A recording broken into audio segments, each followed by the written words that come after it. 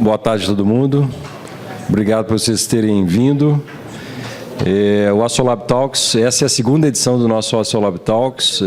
A primeira edição foi muito legal, a repercussão foi muito boa, não só para fora da empresa, nós recebemos feedbacks muito positivos de pessoas realmente que se sentiram tocadas pelos temas que foram discutidos e de como, de certa forma, ajudou na carreira profissional, até na pessoal também. E também é interessante como recebemos muitos feedbacks internos também de funcionários, empregados da ArcelorMittal, que gostaram, se sentiram tocados, envolvidos e que também, de certa forma, contribuiu para o desenvolvimento dessas pessoas. Então, essa é a proposta do Assolab Talks, tentar trazer temas importantes relacionados à inovação de uma forma descontraída, né, e com pessoas sempre que têm muito a agregar e que podem contribuir muito para essa conversa. Hoje, em especial, a gente está com duas pessoas aqui também, que têm uma trajetória já na parte de inovação, né, que estão aí trilhando esse caminho. Uma delas é o Marcelo Ventura, que é o nosso CIO de Aços Longos Latam, vai falar um pouquinho sobre a indústria 4.0, né, de uma forma talvez não tão técnica, mas vocês vão entender muito bem como é que isso se aplica e como é que a gente está encarando, na verdade, a indústria 4.0 no contexto da ArcelorMittal. O Marcelo vai ter uma experiência já de várias plantas que ele trabalhou na ArcelorMittal, não só no Brasil, mas fora do Brasil. O professor Carlos Arruda também, que dispensa apresentações, é uma pessoa, uma das nossas referências na área de inovação no Brasil, tem aí vários trabalhos desenvolvidos, vários trabalhos publicados também na parte de inovação, e que vai também falar um pouco para a gente sobre a inovação, de uma forma, num contexto geral, e também com foco na indústria 4.0, fazendo, então, essa dobradinha com o Marcelo Ventura e trazendo, com certeza, informações que vão agregar, conhecimentos que vão agregar muito para todos nós, né? Quero agradecer também o pessoal que está assistindo aí via streaming.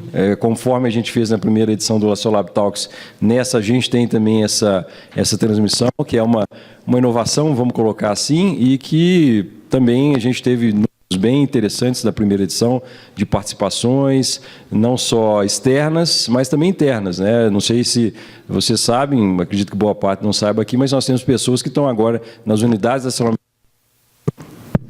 assistindo nos nossos auditórios, estão reunidos agora, acompanhando isso aqui também. Então, quero agradecer também essas pessoas, os clientes, os empregados, as pessoas do ecossistema, as startups que estão conosco aí, então todos são muito bem-vindos e espero que todos se beneficiem realmente desse momento aqui. Nós vamos começar, então, tendo a honra aqui de trazer o professor Carlos Arruda, que além de ser o nosso palestrante, é também um dos conselheiros do Assolab, né, o que nos dá muito orgulho.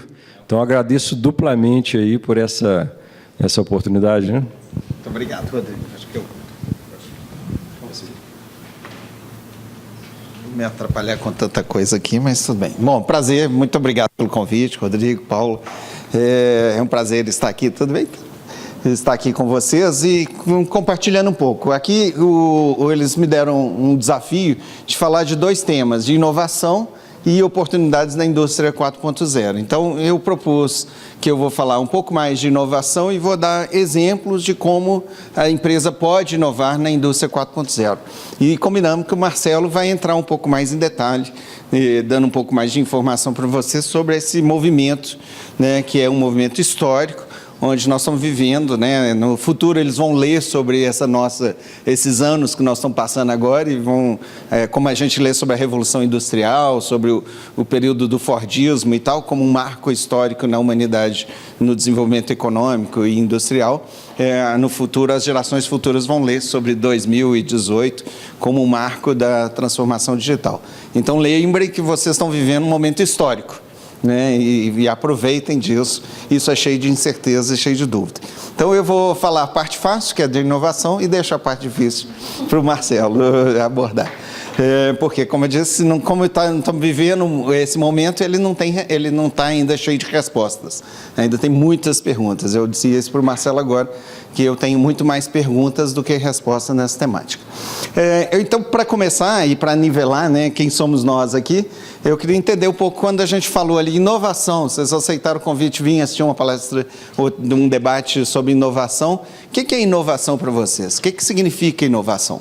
O que vem na cabeça de vocês? Vamos lá, microfone. Senão eu vou pedir para as pessoas falarem, né? Voluntários. Eu vi que você queria falar. Como é que é? Simplicidade. Simplicidade, fazer algo mais simples, simplificar um processo, algo complexo de maneira mais simples. O que mais? Como é que você chama? Letícia. Quem ajuda a Letícia nesse entendimento? O que é inovação para vocês? Quer comentar? Seu entendimento?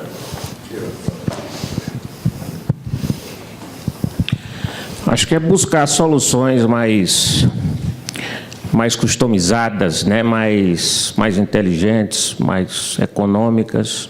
Legal. Acho então, que é... você é o...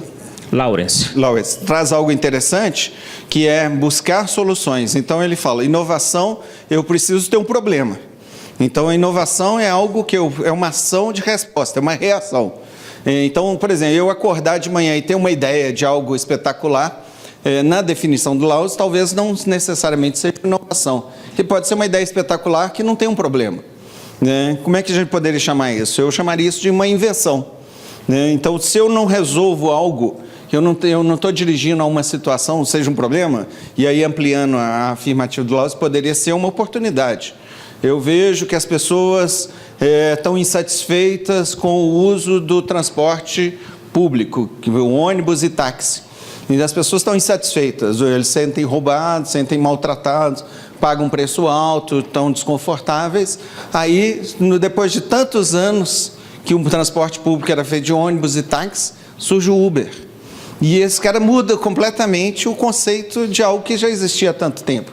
Então, era uma oportunidade, havia um incômodo, ninguém estava falando, vamos buscar uma solução. Não, havia um incômodo, todo mundo estava insatisfeito, e aí criaram um Uber. Tem uma situação, um exemplo bem interessante, que é uma empresa que hoje vale bilhões de dólares, chama Airbnb, talvez muitos já usaram, inclusive foram clientes. Não sei se você sabe como é que começou a Airbnb. Começou porque um grupo de estudantes da Universidade de Berkeley resolveu fazer uma conferência lá na cidade de São Francisco. São Francisco é uma cidade caríssima e com uma rede hoteleira relativamente limitada, mas cara. Então, os alunos que vinham para a conferência desses estudantes falaram, olha, não dá para fazer uma conferência em São Francisco, que a gente não tem dinheiro para isso. Aí eles falaram, não, então eu vou ligar para os colegas. Aí começaram a ligar, falaram, pessoal, você não tem um quarto aí para receber um conferencista? Você não tem? Aí eles falaram, gente, isso aqui é um business. Né? E aí vão criar uma empresa, chama Airbnb, e hoje a gente usa aplicativo, né, internet. Nos 2 primeiros anos da Airbnb era no fone mesmo, você ligava e falava, eu quero ficar hospedado em Nova York, você tem um quarto? Aí os caras olhavam no catálogo, olha, tem sim, tem aqui um quarto oferecido por alguém, depois que virou uma solução tecnológica e tal, mas era uma solução de um problema e ela gerou valor de uma maneira diferenciada. Alguém tem um outro entendimento? O que seja inovação? Alguns autores elaboram na inovação, falam, olha, inovação numa empresa, né, é um processo de reinvenção contínua do próprio negócio, ou seja, o mundo está em transformação permanente. Né? O que a gente sabe é que o mundo não para de se transformar, mundo geopolítico, mundo tecnológico, mundo social, mundo econômico, mundo empresarial, o mundo social, né? Ontem eu estava conversando com uma pessoa que ela falando que os 2 avós deles têm mais de 100 anos. Eu não lembro, quando eu era criança, de conviver com pessoas de 100 anos. Né? Provavelmente nessa sala, muitos de vocês vão viver 100 anos. Essa é uma mudança demográfica fantástica, com consequências gravíssimas para algumas indústrias, por exemplo, previdência. Outras indústrias, saúde, outras indústrias, entretenimento, outra indústria, educação. Nós todos aqui nessa sala fomos educados até os 20 e tantos anos, nos preparando para a vida profissional e depois trabalhamos até os 65 e tal, depois vamos viver até os 100. E aí, nós vamos ficar em casa? A maioria não fica. Eu hoje tenho amigos que aposentaram, o ex-presidente da IBM, ele tem 58 anos, aposentou. ele não vai ficar em casa. Então, ele teve que entrar no novo processo de capacitação, de qualificação. Ele virou um empreendedor aos 58 anos. Ele nunca tinha sido empreendedor, foi empregado da IBM a vida toda. Hoje ele é um empreendedor, ele teve que fazer um curso de empreendedorismo. Então, a educação precisa levar em consideração as mudanças da sociedade. Então, para o Gary Hamel, inovação é um processo estratégico de renovação contínua. Se nós não fizermos isso como organização, nós estamos fadados a não existir. E aí fala, empresas não morrem. Lembra da Kodak? Né? Para não falar de muitos outros nomes, nem homens que vão acontecer. Né? A Kodak tinha 100 e tantos anos de existência. Era a maior empresa do segmento dela. Não existia uma empresa tão grande no segmento de filmes, papel fotográfico e tal, que a Kodak. Alguém lembra da segunda empresa, do maior, mais significativa no setor de papel e filme e tudo? Uma empresa japonesa chama Fuji. A Fuji morreu? Não. A Fuji é hoje muito maior do que ela era quando ela era a segunda da Kodak. Por quê? Porque ela fez isso. Enquanto a Kodak, que criou a câmera digital e tal, mas não transformou a câmera digital em negócio, ela criou numa solução, mas os japoneses que aproveitaram, a Toshiba, etc. E a Fuji percebeu que eu precisava reinventar o meu próprio negócio, porque aquele negócio anterior não teria futuro, e como não teve, tanto que a Kodak desapareceu e a Fuji vai bem, muito bem, obrigado. Né? Aí você pensava, bom, mas como que uma empresa de fazer papel fotográfico e filme fotográfico se reinventa? Todo mundo tem um smartphone na mão aí? Tem? Essa telinha que vocês olham aí, que é provavelmente uma tecnologia coreana, ela é plástico com produto químico colocado em nanopartículas. Então, esse é plástico com produto químico posicionado em cima dela, por isso que dá essa resolução, dá firmeza e tudo mais. Não é vidro nem nada. E isso aí é um filme fotográfico. O que era um filme fotográfico? Era um plástico com nanopartículas de químico colocado de uma função que absorvia a luz e gerava fotografia. Todos nós fazemos exames nos hospitais, etc. O que são aqueles exames? É papel com produtos químicos com capacidade de absorver luz e radiação, etc. Uma tomografia ou uma outra coisa assim. Então, a Fuji descobriu que a reinvenção que ela precisava fazer não era criar uma nova tecnologia, era reaplicar a tecnologia que ela tinha em novas aplicações. Então, eu não vou fazer filme fotográfico, eu vou usar todo o conhecimento que eu tenho para fazer outras coisas que aí sim solucionam problemas para o mercado. Uma definição que eu gosto muito, vou passar essa aqui, que é mais técnica, uma definição que eu gosto muito é essa aqui, que é o ex-presidente da Coca-Cola, Guararapes, no Brasil. O Luiz Delfim, e ele falava, isso é uma definição da Coca-Cola, falava o seguinte, inovação é dinheiro novo.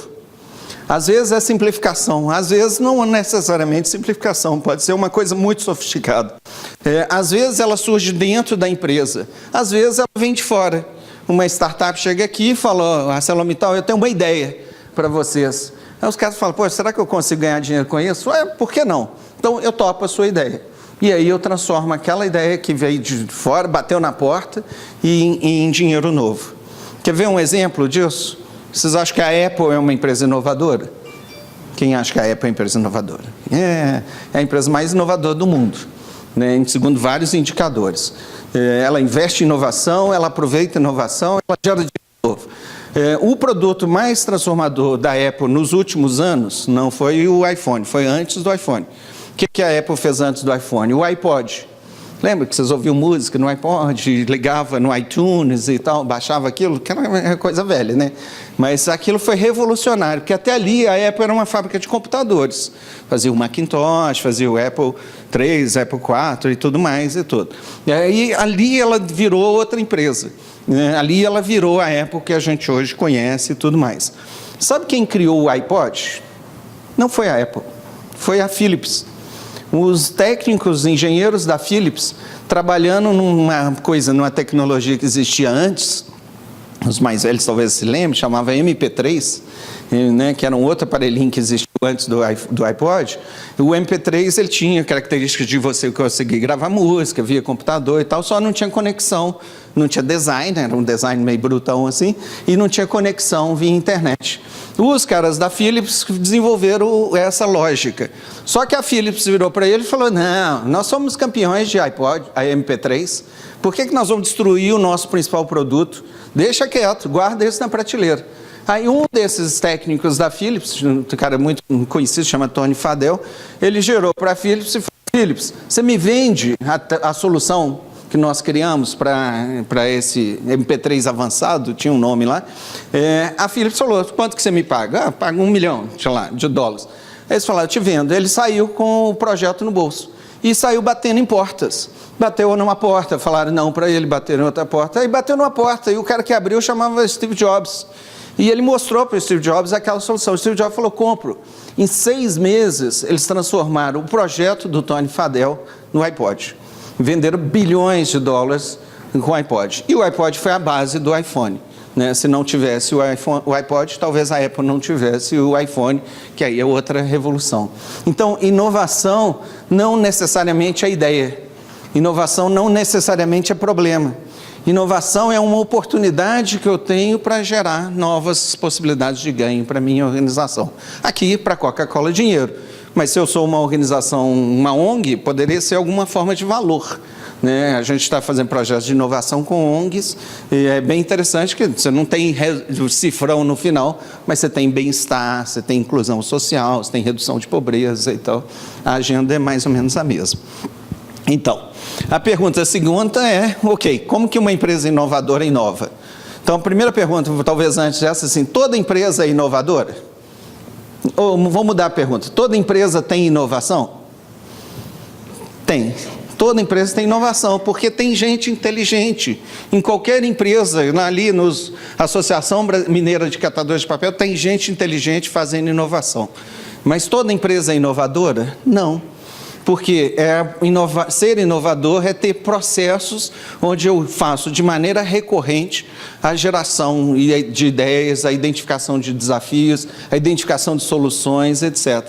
Então, o que a gente observa é que 100% das empresas têm inovação. Algum tipo de inovação, que em algum momento, seja o empreendedor, seja alguém muito criativo, seja alguém tecnicamente muito qualificado, não importa, em algum momento contribuiu com aquela empresa para que ela tivesse uma ideia inovadora. Então, não tenham dúvida, em qualquer botequim da esquina você encontra um tipo de inovação, mas não necessariamente inovadora.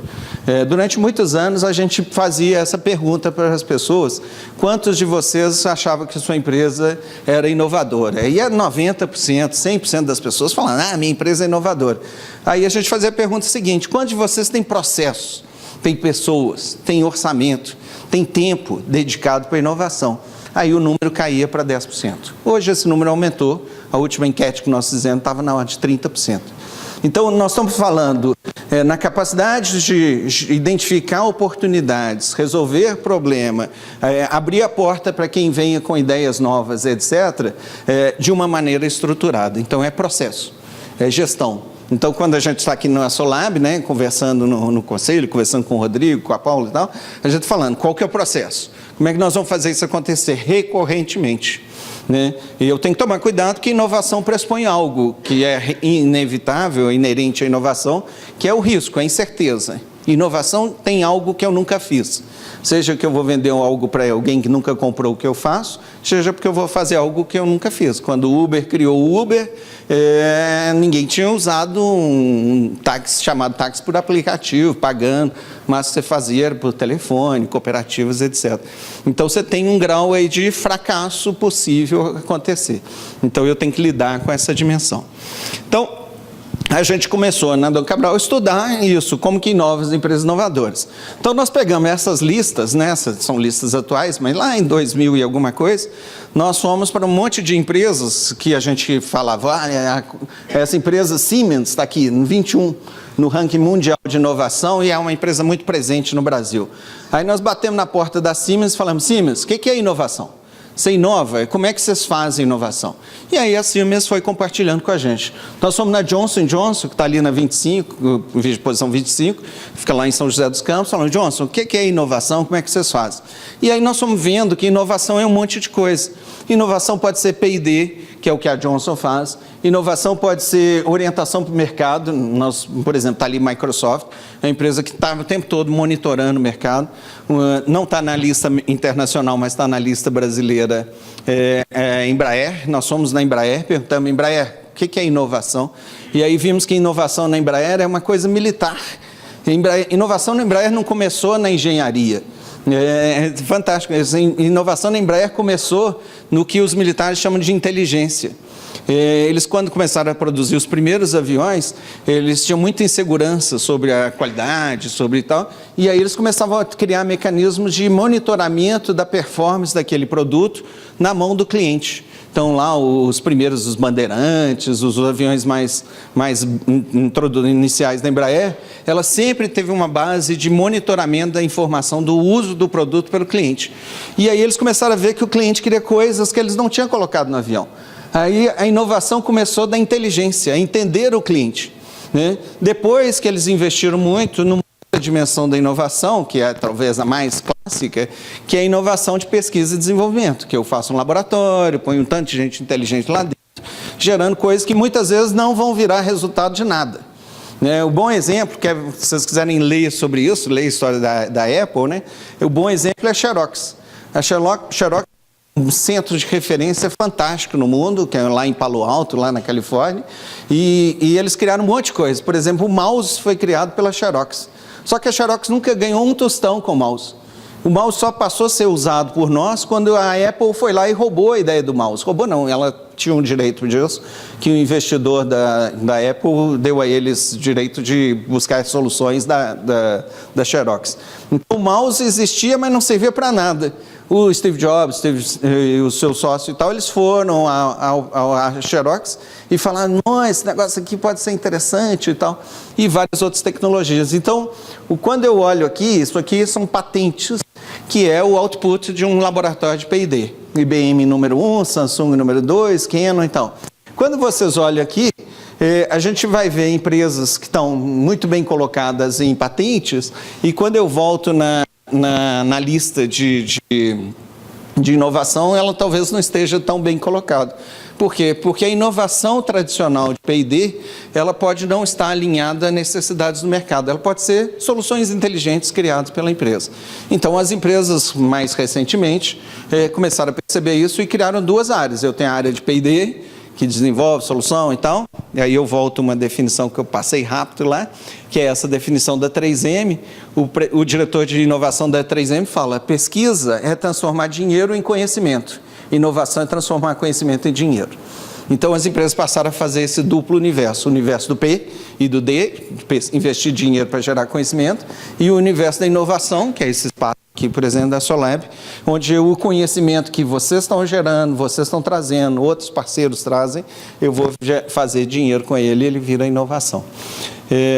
Então, na Andor Cabral, nós fizemos essa percorrida em dezenas de empresas inovadoras e falamos, pô, que legal, inovação é processo, inovação é rotina. Eu preciso introduzir inovação na organização, na cultura, nos valores da organização. E aí nós criamos um conceito nós chamamos de comunidade de prática, de centro de referência de inovação. Está aqui, eu até olhei e falei, será que a Celó está lá? Está aqui na nossa comunidade. Desde 2004 que a gente vem reunindo empresas inovadoras para falar de inovação. Então, esse grupo, né, vocês têm participado, Tereza, Rodrigo e outros, é um grupo como se fosse nós aqui, só que cada um contando como que eu estou fazendo na minha empresa. E aí vai de tudo, vai desde grandes empresas, como ArcelorMittal, Embraer, IBM, Votorantim, etc., que foram os nossos parceiros desde a origem, até startups, né, empresas pequenas, Sambatec não é tão pequena assim, que participam, que vão lá falar sobre inovação, porque inovação é processo. Eu preciso entender as possibilidades, as diversidades. E aí, a análise que nós fizemos, de uma maneira sintética, é de que para uma empresa ser inovadora, ela precisa primeiro, e aí a importância do conselho e tudo, eu preciso incluir inovação na estratégia dessa empresa. Não adianta o processo de inovação, os hackathons, os exercícios de ideação que vocês fizerem nas suas empresas, na Celó e outras, se isso não tiver no propósito da empresa. Né? Podemos falar aqui um outro dia, um outro talks sobre esse assunto, mas por que uma empresa vai incluir inovação na estratégia? Inovação traz incerteza, traz riscos. traz insegurança para a empresa. Mas por que a empresa vai trazer? Né? O Gary Hamel fala, porque é um processo de reinvenção contínua. Né? Eu preciso manter minha empresa nova o tempo todo. A gente fez estudos sobre mortalidade de empresa e vimos que 70% das empresas morrem de 30 a 50 anos. Grandes empresas, não estou falando de empresas Sebrae, pequena empresa, nem tampouco startup, que são empresas que morrem muito rápido e tudo. Nós estamos falando de grandes corporações num país como o Brasil, 77% delas morrem a cada 30, 50 anos, mais ou menos. E elas morrem porque elas não têm inovação, transformação, mudança como uma agenda estratégica. Pelo contrário, toda vez que a empresa começa a ter problema de mercado, ela corta o orçamento da inovação e tudo. É um tiro no pé, né? Ela está destruindo a sua capacidade de criar futuros, como eu digo.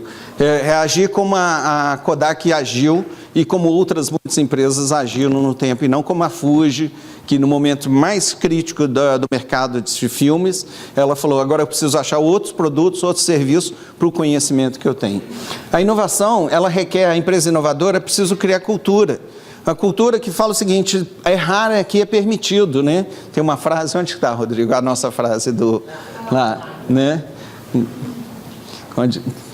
É isso mesmo. Nothing is a mistake. There is no win and no fail. E não consigo inovar se eu não ir além do que eu já sei. Né? Se eu for ficar no que eu já sei, eu estou fazendo melhor aquilo que eu já sei. Fazer melhor é importante. Né? Fazer melhor a cada dia é importante. Eu tenho maior orgulho de estar aqui na Arcelor, porque das pessoas que mais me influenciaram para estudar inovação foi um ex-presidente, não da ArcelorMittal, mas da Arcelor. Né, um senhor chamado Antônio Polanski, nos anos 2000 e alguma coisa. Eu tive com ele na Arcelor, ali na Avenida Carandaí, e falando sobre isso, ele falou, o problema é que nós, instituições como a Dom Cabral, sempre nos ensinam aquilo que a gente já sabe, né? E aí eu fiquei todo constrangido, falei, desculpa. Ele falou, não, é importante a gente melhorar o que a gente já sabe, mas vocês deviam também nos ensinar aquilo que a gente não sabe, né? E aí eu, muito inocentemente, perguntei para ele, doutor Polanski, o que vocês não sabem? Ele falou, não tem a menor ideia, né? Porque exatamente esse é o desafio da empresa, né? É fazer bem feito tudo que nós sabemos que nós devemos fazer. Produção, estratégia, marketing, finanças, gestão de pessoas, tal. Não podemos abrir mão da perfeição, né? Da excelência, né? Seis Sigma e tal. Mas eu tenho que todo dia falar, e aí? O que é que eu não estou fazendo que eu deveria estar fazendo? Que mercado, que tecnologia, que soluções, que simplificações que eu deveria fazer que eu não estou fazendo? Então, isso é criar uma cultura de uma empresa inovadora. Isso, claro, não é fácil. Isso requer rever hábitos, desde coisas simples até estilos de apresentação, né, Rodrigo? Apresentações muito de engenheiro numa empresa inovadora não combina, né? Imagina se essa sala não tivesse cores, todas as paredes fossem brancas, né? Todo mundo vestido do mesmo jeito, com o mesmo uniforme, né?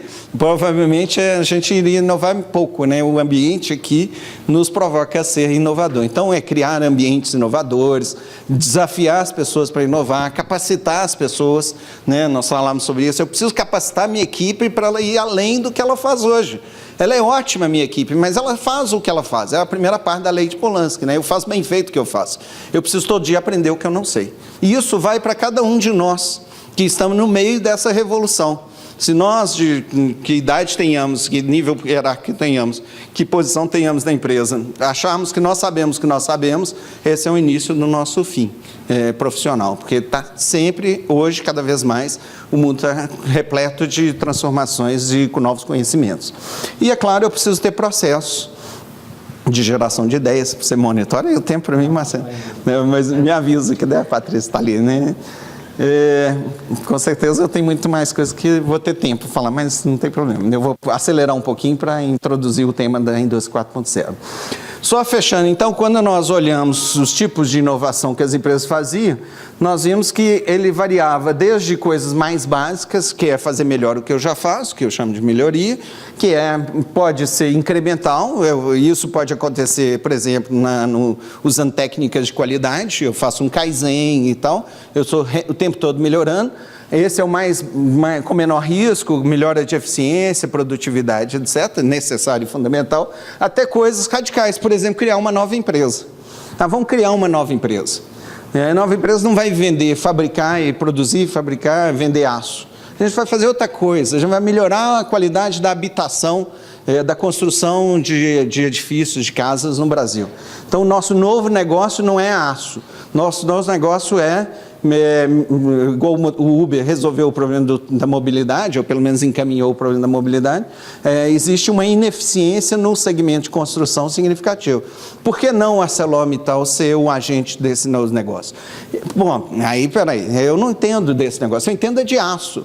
E aço eu faço aqui em excelência, então o nível de risco é maior, o nível de incerteza, eu vou ter que falar com gente que eu nunca falei, clientes, parceiros, fornecedores, etc. Eu vou ter que ter outras regras de atuação, outras cores na minha organização. Então, a inovação é um portfólio. Eu falo sempre com o Rodrigo, eu tenho que ter ações mais de melhoria, eu tenho que ter ações de tecnologia, nós vamos falar de tecnologia digital daqui a pouco, eu tenho que ter ações, o que eu chamo de inovação disruptiva, são inovações que geram valor para o mercado. E o exemplo que eu vou dar de inovação digital é disruptivo. Eu gero valor para o mercado, eu entendo o meu cliente na sua essência. O que é dor para o cliente, o que é valor para o cliente, como que eu posso gerar valor para esse cliente, e aí eu faço inovações para aumentar a oferta de valor, que na maioria das vezes, como a Letícia falou, são de simplificações. Porque tradicionalmente, quando a gente fala de inovação, na nossa cabeça vem sofisticação.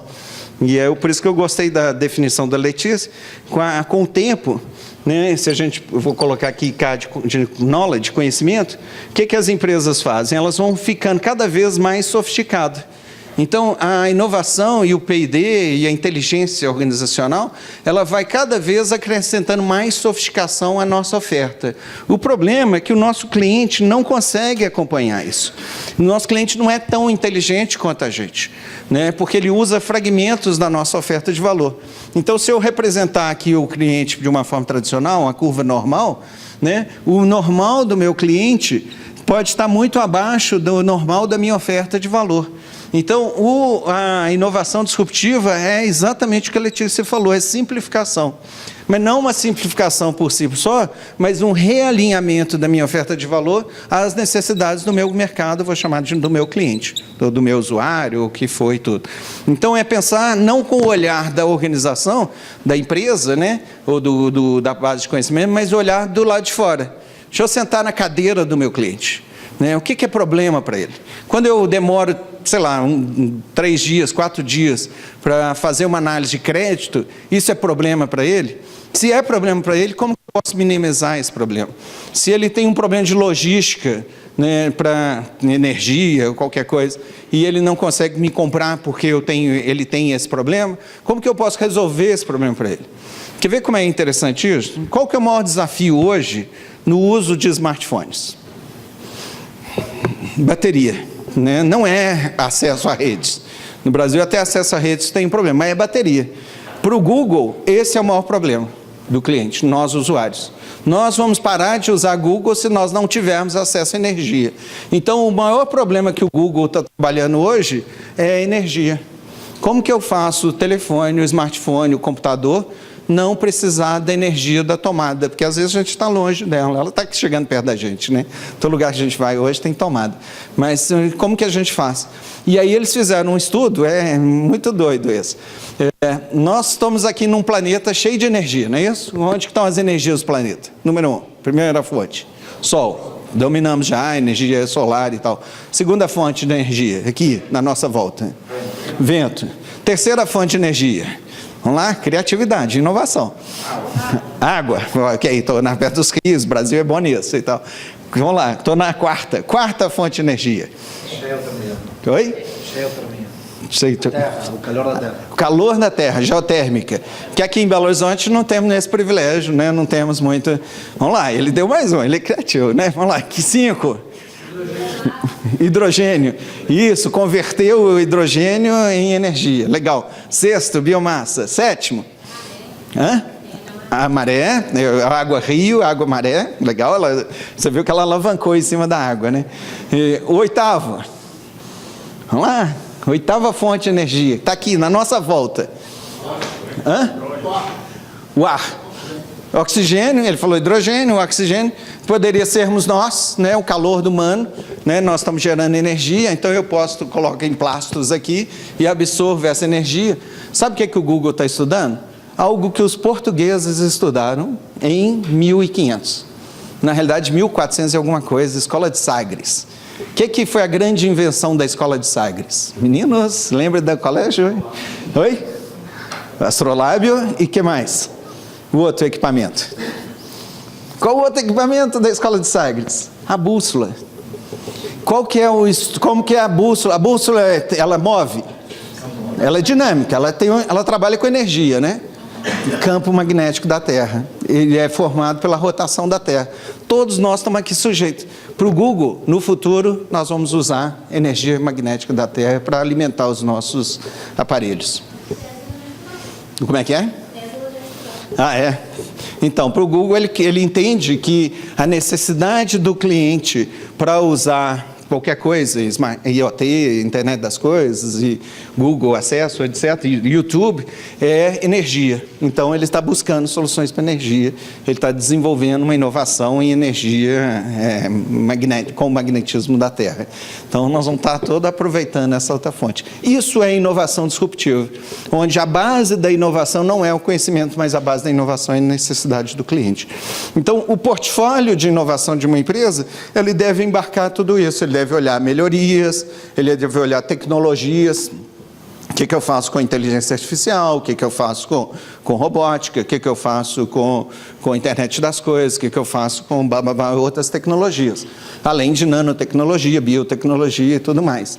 Né? Como é que eu combino nanotecnologia e siderurgia, como é que eu combino biotecnologia e siderurgia e tal.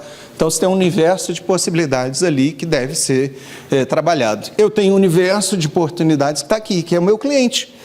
Será que eu estou ouvindo o cliente? Será que eu estou disposto a ir ao cliente para ouvir o cliente, não para vender, né, mas para aprender e entender do cliente e tudo, e gerar inovação a partir disso? E o último tipo, mais crítico, mais difícil, uma maior incerteza, que é criar novos negócios. Né? E aí eu preciso, talvez, encontrar mecanismos para isso. Trazendo o assunto para a pauta, né? Quando a gente olha a inovação tradicional, a gente representa por um funil, bem simples, aqui na Arcelor também, onde eu tenho um lado de fora, que é necessidades, oportunidades, desafios. Eu estudo essas necessidades, oportunidades e desafios, a partir delas eu gero ideias, a partir das ideias eu seleciono algumas ideias, eu invisto dinheiro, transformo isso e gero alguma forma de resultado. Né? Se ela parasse aqui na ideia, ela era talvez uma boa tese de mestrado, doutorado e tal, ou uma invenção, ela só vai virar inovação se ela tiver aplicação por alguém, por um mercado. Então, essa é a nossa representação tradicional de inovação. Mas aí surge essa nova tecnologia, que é a chamada Indústria 4.0, que é o mundo digital. Né? A base, o Marcelo vai elaborar um pouco mais, mas a base da 4.0 é a nossa capacidade de processar dados. Né, a tal crescimento exponencial. Né? Lá nos anos 50, um dos fundadores da Intel falava que a cada ano a nossa capacidade de processamento de dados dobra e o custo do processamento divide por metade.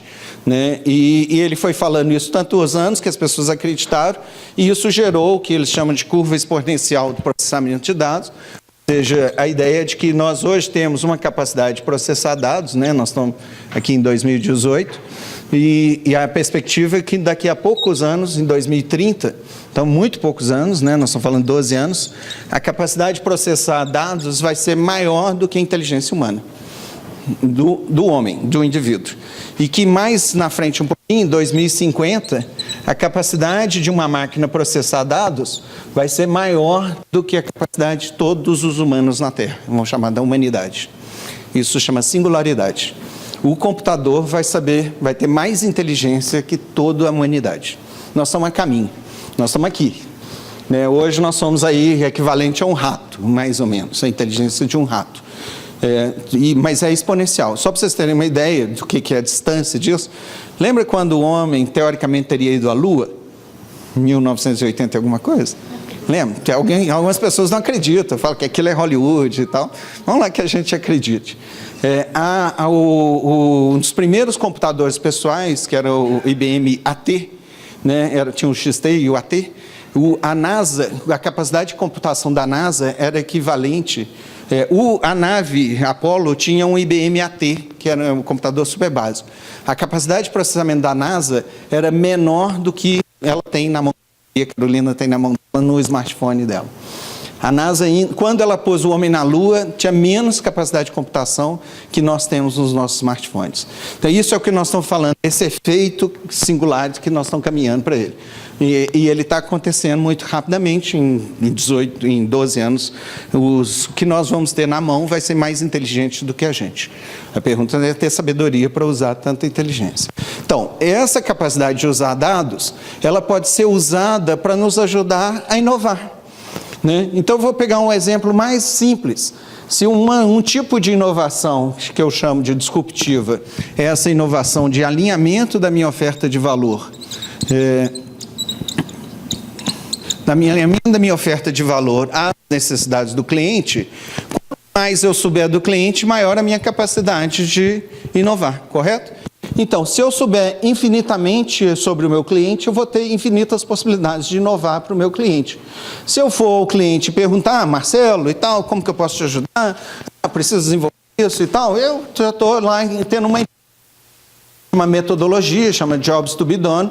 Eu listo o que o Marcelo me falou e mais outros clientes como o Marcelo e falo, olha, essas são as tarefas que eu posso gerar valor para o Marcelo, Narceló, mas também para outros clientes. Então, eu vou e persigo os meus Jobs to be Done. Mas se eu pego todo o meu universo de clientes e começo a gerar dados, como que o Marcelo usa, como que ele comporta, por que ele me procurou, qual a necessidade dele, etc., eu posso ter infinitas possibilidades de gerar valor para o Marcelo. Isso é o que eu estou chamando de Data Driven Innovation. Então, em vez de eu fazer só um entendimento qualitativo da necessidade do cliente, eu vou fazer um entendimento quantitativo. Eu vou capturar dados do meu cliente e, através dessa captura de dados, eu vou gerar capacidade de inovação. Como é que eu posso, através de Big Data, né, nós estamos falando grandes massas de dados, chamado Big Data, gerar possibilidade de inovação? Eu tenho que analisar os dados, ok, Analytics, e eu tenho que fazer mais que isso, eu tenho que pôr inteligência na análise dos dados, Artificial Intelligence, inteligência artificial. Então, o que nós estamos falando é que eu consigo, através de tecnologia, entender infinitamente o meu cliente e gerar infinitas possibilidades de inovação, sem gente. Eu não vou ter que ter gente mais gerando ideias, post-it e tal. Não, os dados vão gerar. Olha, o seu mercado está falando isso, olha, o seu mercado está falando aquilo. Vocês já usaram uma empresa que chama Uber Eats? Uber Eats não tem gente por trás. Quem deu a ideia do Uber Eats foi a análise dos dados do Uber. Quando eles fizeram a análise de dados, viram que existia uma categoria de cliente que mandava o Uber para buscar coisas e tal. E aí eles criaram uma nova empresa, um novo negócio na Uber chamado 100% desumanizado, né? Ou seja, os humanos entraram na fase seguinte deixa eu olhar o funil aqui, eles entraram na fase de implementação. A identificação da oportunidade ou da necessidade e a geração de possibilidades foi digital. O que é isso? Né? Bom, aqui está o mundo digital, vou deixar o mundo 4.0, Marcelo, essa bola é sua. Olha essas empresas, olha isso aqui, está um pouco defasado 2016, mas está bem atual. Olha o que vem acontecendo no mundo. O mundo no início do século XXI era um mundo, os pretos aqui são empresas que produzem coisa, tipo ArcelorMittal, né? Produz coisa. Era um mundo de coisa, Exxon, petróleo, GE, Total Petróleo, Citibank, dinheiro. E aí lá no meio uma empresa que não tem coisa, tem só processo, que é uma Microsoft. Olha o mundo de 2016, se eu puxasse para 2018, né, ele seria ampliado. Não tem nenhuma empresa que produz coisas entre as empresas mais valiosas do mundo. O que está acontecendo no mundo? Obrigado, Patrícia. O que está acontecendo no mundo? O mundo está migrando do mundo de produção de coisas para o mundo de oferta de valor, não necessariamente com coisa.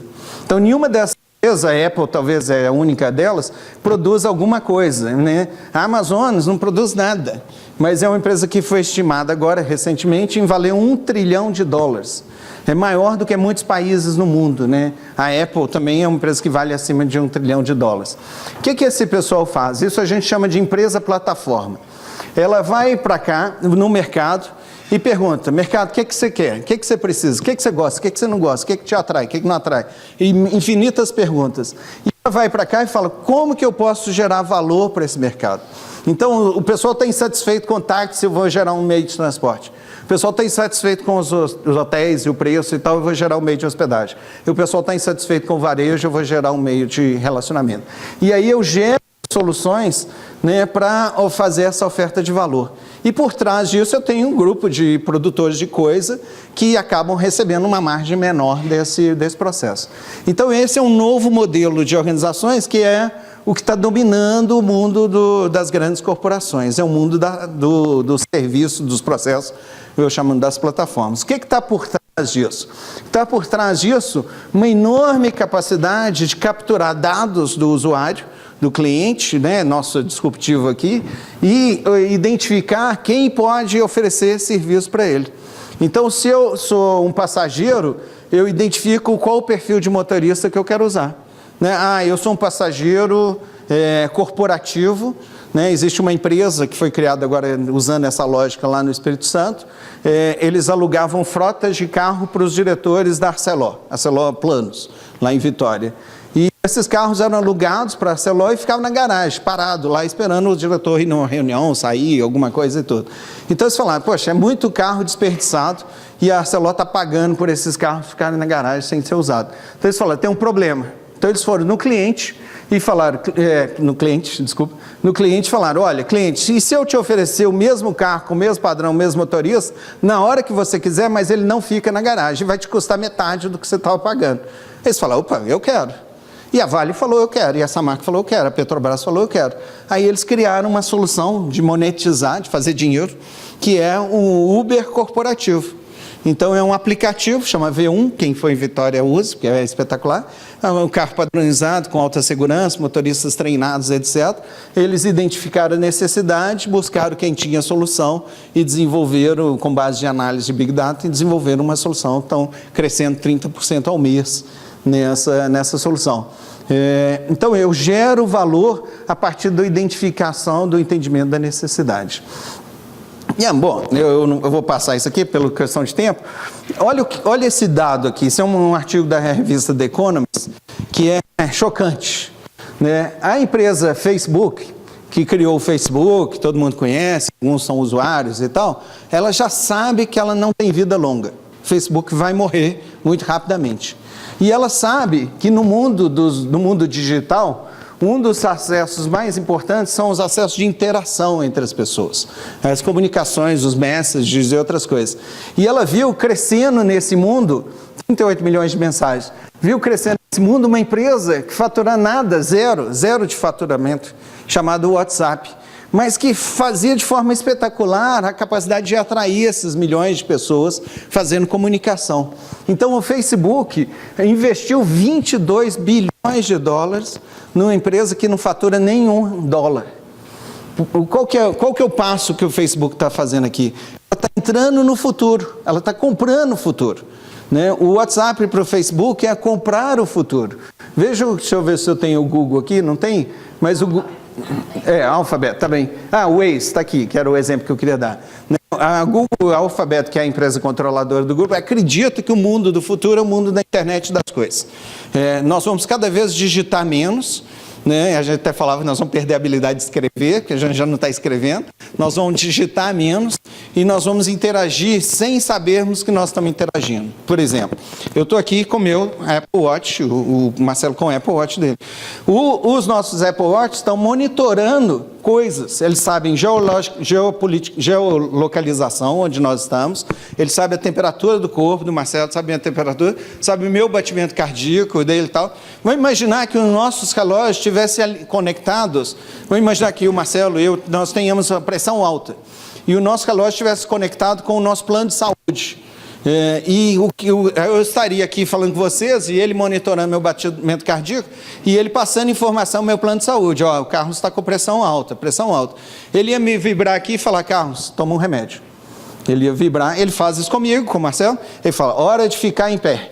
Né? A gente trabalha muito sentado, ele balança e fala, hora de ficar em pé. Aí eu levanto, dou uma voltinha e falo, agora você pode sentar de novo. Né? No futuro, uma empresa japonesa muito conhecida no Japão, fora do Brasil, é uma empresa que vocês nem imaginam, né? Ela fabrica, é uma empresa que vai ser referência mundial em robótica, em internet das coisas. Ela fabrica vasos sanitários, chama Toto. O que a Toto faz? Vaso sanitário. E é espetacular, ele toca música, ele faz barulhinho, é uma coisa assim, só japonês mesmo. Só que eles já viram que só tocar música, limpar, fazer barulhinho, não é suficiente. Eu preciso coletar os elementos humanos para monitorar o estado de saúde daquela pessoa que usou o vaso sanitário. Então você entra no vaso, você põe o seu dedo, sua digital, ele sabe, o Carlos está aqui usando o vaso, ele coleta urina, o que for, ele mede o meu nível de glicose e tal, e colesterol, e ele manda, ele é internet, conectado via internet no meu plano de saúde, ele manda para um plano de saúde as informações, o meu plano de saúde com inteligência artificial analisa o que é o meu estado de saúde, e eu vou ter em casa, eu não vou tomar um remédio que eu vou comprar na farmácia, eu vou ter uma impressora 3D de remédio, que é uma realidade. Os hospitais na Inglaterra não usam remédio genérico, usam todos impressora 3D de remédio, e ele então volta para a minha impressora 3D e fala, aumenta o nível de ácido ou alguma coisa no medicamento que o Carlos vai tomar essa noite e tudo, porque a glicose dele está alta, tomou muito vinho ontem e tal, vai ter que compensar e tudo. Então, isso é o que o Google acredita. No futuro, nós não vamos digitar, nós vamos ser monitorados pela internet das coisas, né? Marcelo, estou passando aqui o seu... então a Google apostou nesse futuro, fazendo compras de futuro. Então, são empresas que acreditam que o futuro vai ser tão diferente do presente que eu não vou ser capaz de sustentar o meu negócio. Eu vou morrer como a Kodak morreu se eu não entrar nesse futuro, e nesse futuro é digital. E a base do futuro é entendimento do mercado. Deixa eu mostrar desculpa, vocês têm áudio? Tem? Pode?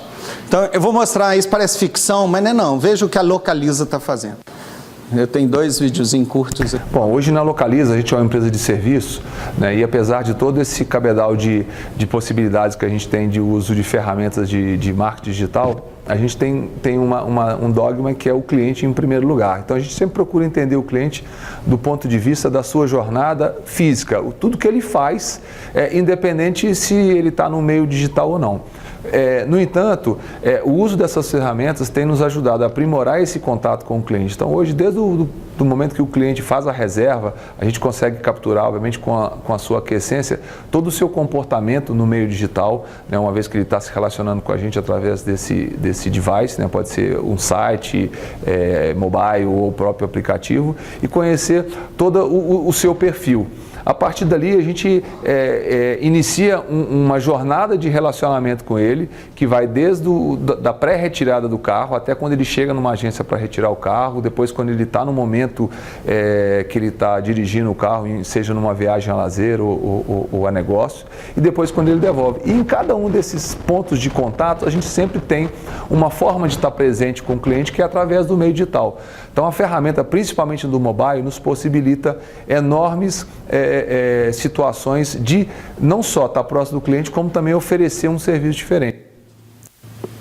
Não está dublando, não, porque a velocidade de imagem é 1. Vou passar mais um vídeo bem curtinho e termino com vocês.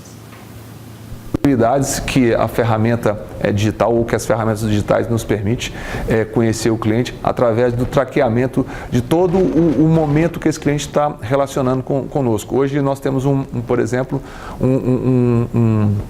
uma feature muito usada pelos nossos clientes que facilita a vida dele, que a gente chama de cheguei. Quando um cliente desce, por exemplo, num avião em Congonhas ou Guarulhos, num grande aeroporto no Brasil, e ele tem geralmente pouco tempo para poder se deslocar até a agência retirar o carro, a gente oferece, através do nosso aplicativo, um feature chamado Cheguei, que ele simplesmente aperta um botão ali, essa informação vai para a nossa agência, a gente pré-abre o contrato dele, quando ele chega, o tempo dele de atendimento é totalmente diferente, rápido, e com isso facilita a vida dele. Então, o digital também leva mais comodidade para o nosso cliente.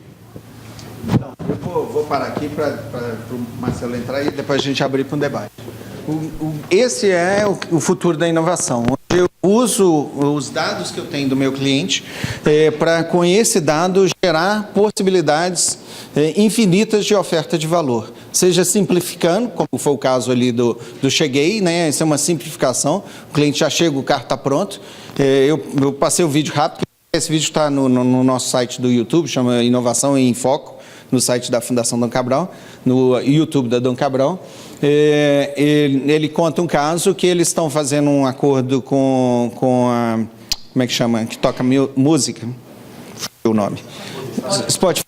Eles fizeram um acordo com o Spotify e o cliente, à medida que ele ouve o Spotify, ele a localiza e reconhece o gosto de música dele. Então, agora eles estão com a feature que você entra no carro, o carro está tocando a sua música preferida.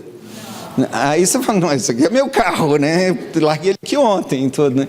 E outras coisas, eles nos carros mais sofisticados, que tem banco elétrico, o carro já vai posicionar o na sua altura. Né? Você não precisa fazer, você sentou no carro já, o que é isso? Né? Então são features que eles estão fazendo. E essas são possibilidades que estão surgindo de agregar valor, de solucionar, de aumentar a fidelização do cliente, aumentar a possibilidade de mais ganhos, de fidelizar o cliente. Usando Big Data, né? Usando analítica, usando tecnologia da indústria 4.0. Vou passar para o Marcelo, depois no debate a gente abre para outras questões.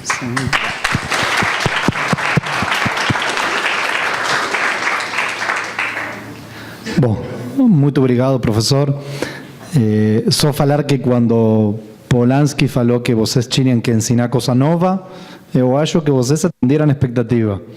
Porque eu agora aprendi muita coisa e quem fez treinamento na Dom Cabral, eu fiz, também aprendemos muita coisa, assim que a Dom Cabral está à altura lá do desafio de ensinar coisa nova, tá? Eu vou me apresentar rapidamente, meu nome é Marcelo Ventura, eu sou argentino, já perceberam pelo sotaque, eu sou CIO, não apertei aqui, tá.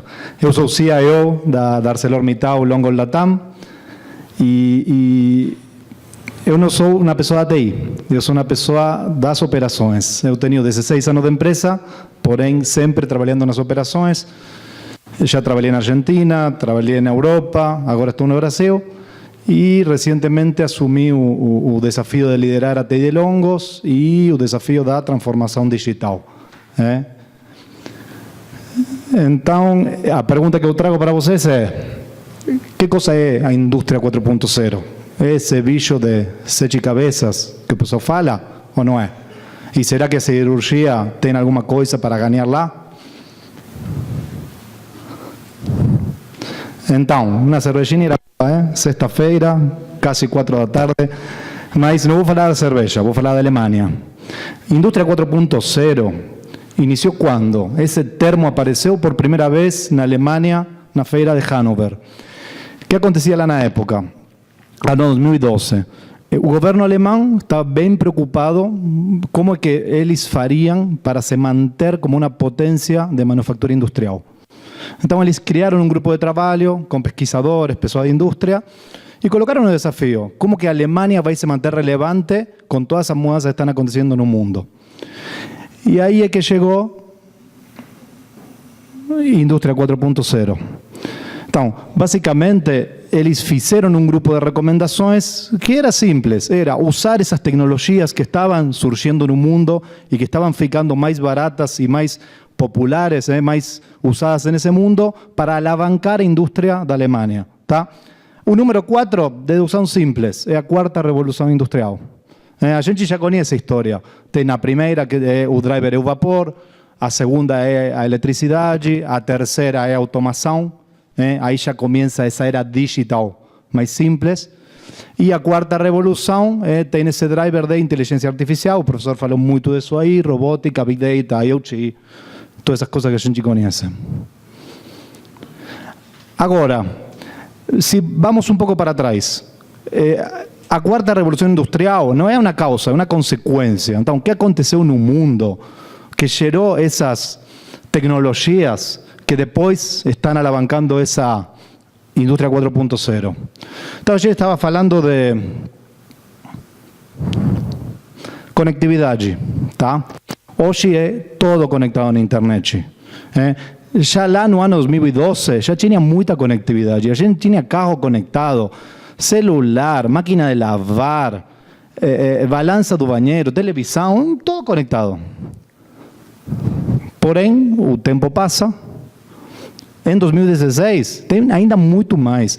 Em 2016, estava-se falando que o número de dispositivos conectados na internet era duas vezes a população global. Então, é muita coisa, é muita informação sendo colhida. E aí, como o professor bem falou, chegam as oportunidades. O que eu vou fazer com essa informação? Só encher base de dados? Se a gente vê a velocidade que está aumentando essas conexões, é exponencial. A gente fala que o telefone demorou 100 anos em conectar 1 milhão de casas, 1 milhão de lares. As pessoas conectadas à internet, em 25 anos, conseguiram conectar 5 bilhões de pessoas. E os dispositivos IoT, em 15 anos, já estamos em 26 bilhões de dispositivos. Então, esse aumento de conectividade é exponencial. É exponencial. Segundo driver importante, os dados. Eu tenho até o mesmo slide que o professor aqui, mas olha a velocidade. Por exemplo, o caso da Netflix. Estamos falando em 2018 que em 1 minuto tem pessoas assistindo 266 mil horas de vídeo. Então, é absurda a quantidade de informação.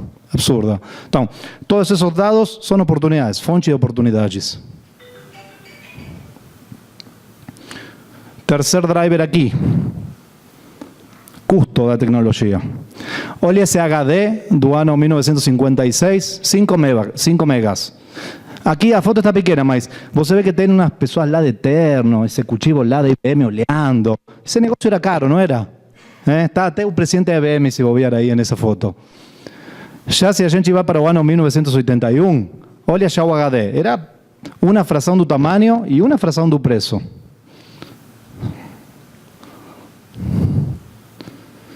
Então aqui tem um gráfico, está um pouco desatualizado, mas acho que mostra bem a ideia. Olha como o custo por gigabyte de um HD, como que ele cai no tempo. Quase está indo virtualmente zero. E essa nova tecnologia SSD está aproximando, e em 2019 o SSD não vai ficar mais barato que o HD convencional. Porém, se a gente analisa o ciclo de vida desse HD, hoje já é mais barato, porque o SSD gera menos calor. Então, você tem um data center cheio de HDs, vai gastar energia em ar-condicionado. Se você usar esse SSD, vai gastar menos energia, então o TCO fica hoje, 2019, é mais barato o SSD que HD convencional, mesmo que ainda é levemente mais caro no momento da adquisição. Quarto driver aqui. Tá. Opa. Vamos voltar. Tá com delay, eu estou apertando muito isso aqui. A nuvem. Então, essa aqui era a nossa nuvem, tem um laser aqui qualquer. Essa aqui era a nossa nuvem nos anos 1990. Era um computador pessoal. As empresas medianas, tinham esse computador pessoal e todo o poder computacional que elas tinham e capacidade de armazenamento era isso aqui. Em 2016, estamos falando 2018, essa aqui é a nuvem.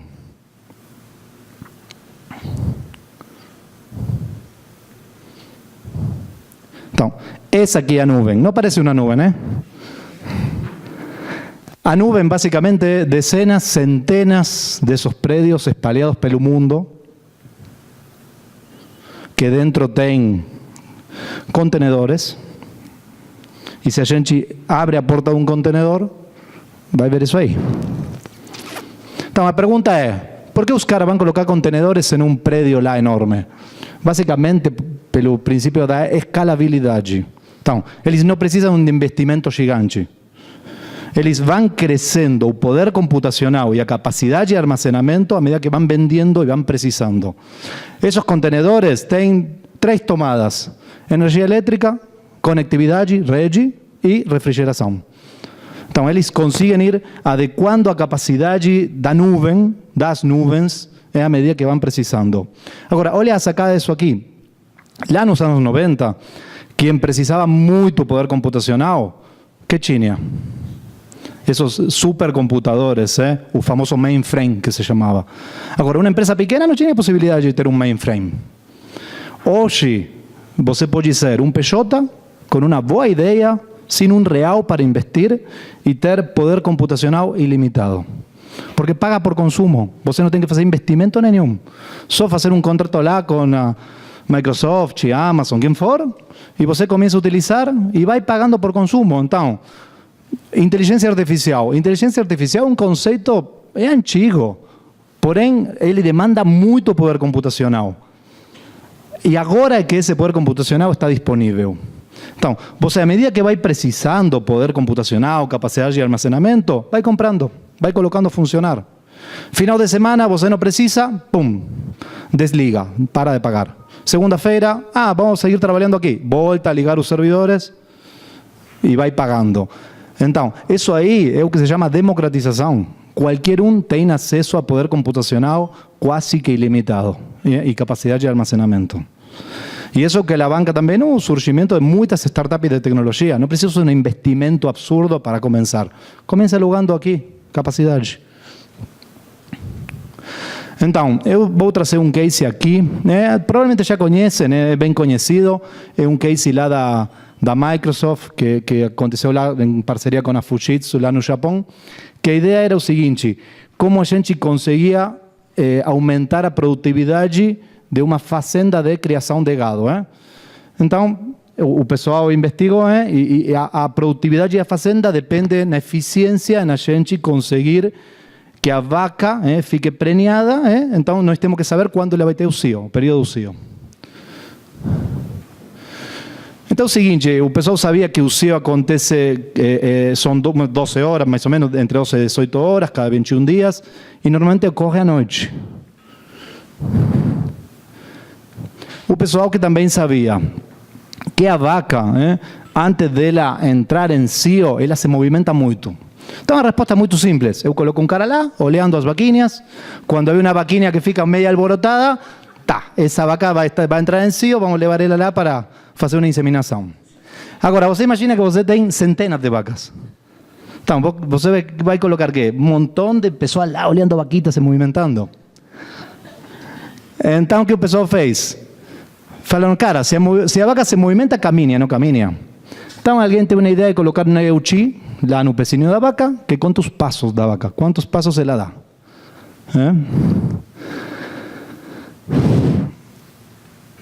E aqui a gente vê como toda essa tecnologia se integra. Eu já falei de conectividade, falei de Big Data, falei de a conectividade também envolve EUCHI. Então a gente tem o famoso EUCHI, que é o pedômetro que está no pezinho da vaca. Nós temos toda uma conectividade para que essa informação chegue lá a uma nuvem. Essa nuvem tem um poder computacional, tem algoritmos. Aqui o dono da fazenda nem precisa sair da cama, ele só pega o iPad de manhã e fala, a ver que vaquinha vamos preñar hoje. Vamos lá.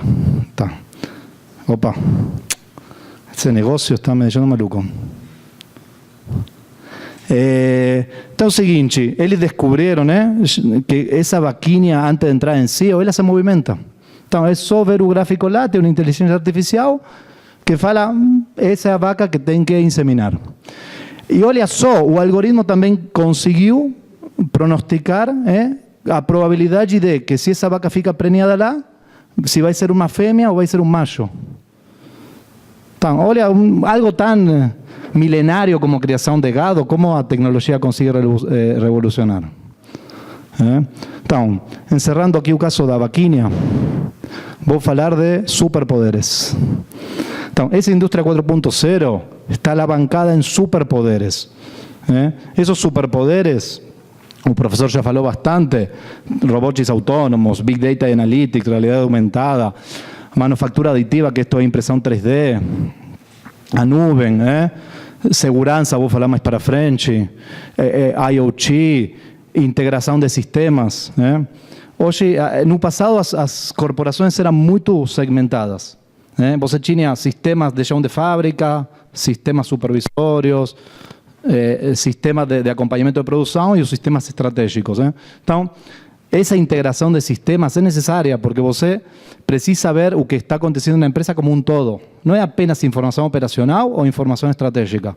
Então, está acontecendo essa integração de toda essa informação gerada verticalmente na empresa. E também tem a integração horizontal, quando você integra a informação que vem de toda a tua cadeia de produção até a venda. Para quê? Para conseguir optimizar o processo e também ter melhores decisões. Tem também a parte de simulação.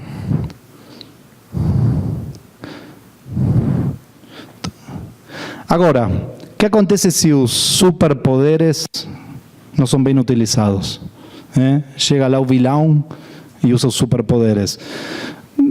Já ouviram falar muito disso aqui. A gente tem, por exemplo, esse assunto da ciberataques, segurança da informação. Eu tenho toda a minha informação da empresa colocada lá com conexão à internet.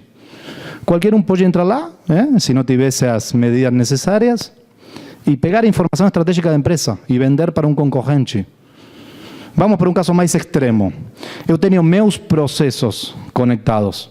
Eu tenho várias fábricas, estão todas conectadas para conseguir monitorar essas fábricas remotamente, e alguém consigue entrar lá. Imaginem que essa pessoa consiga entrar no sistema de operação na fábrica e fazer explodir a fábrica. Eu falo sempre mandar ela para o espaço. Imaginem uma fábrica química. Então, tem muito risco.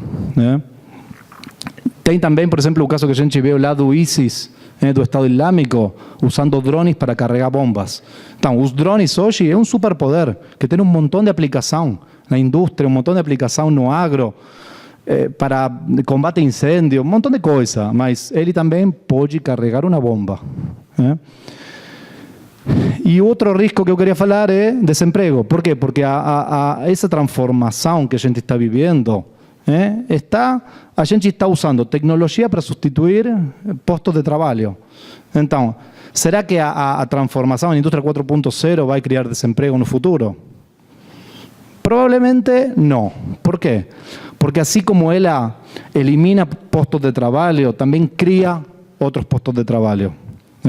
No passado, assim, nossas mães sempre orgulhosas do filho, falam, não, meu filho é engenheiro, meu filho é médico. Daqui a pouco estão falando, meu filho é data scientist. Muito bom, né? Então, data scientist não existia no passado. É uma profissão nova que foi criada pela indústria 4.0, por essa transformação digital que a gente está vivendo.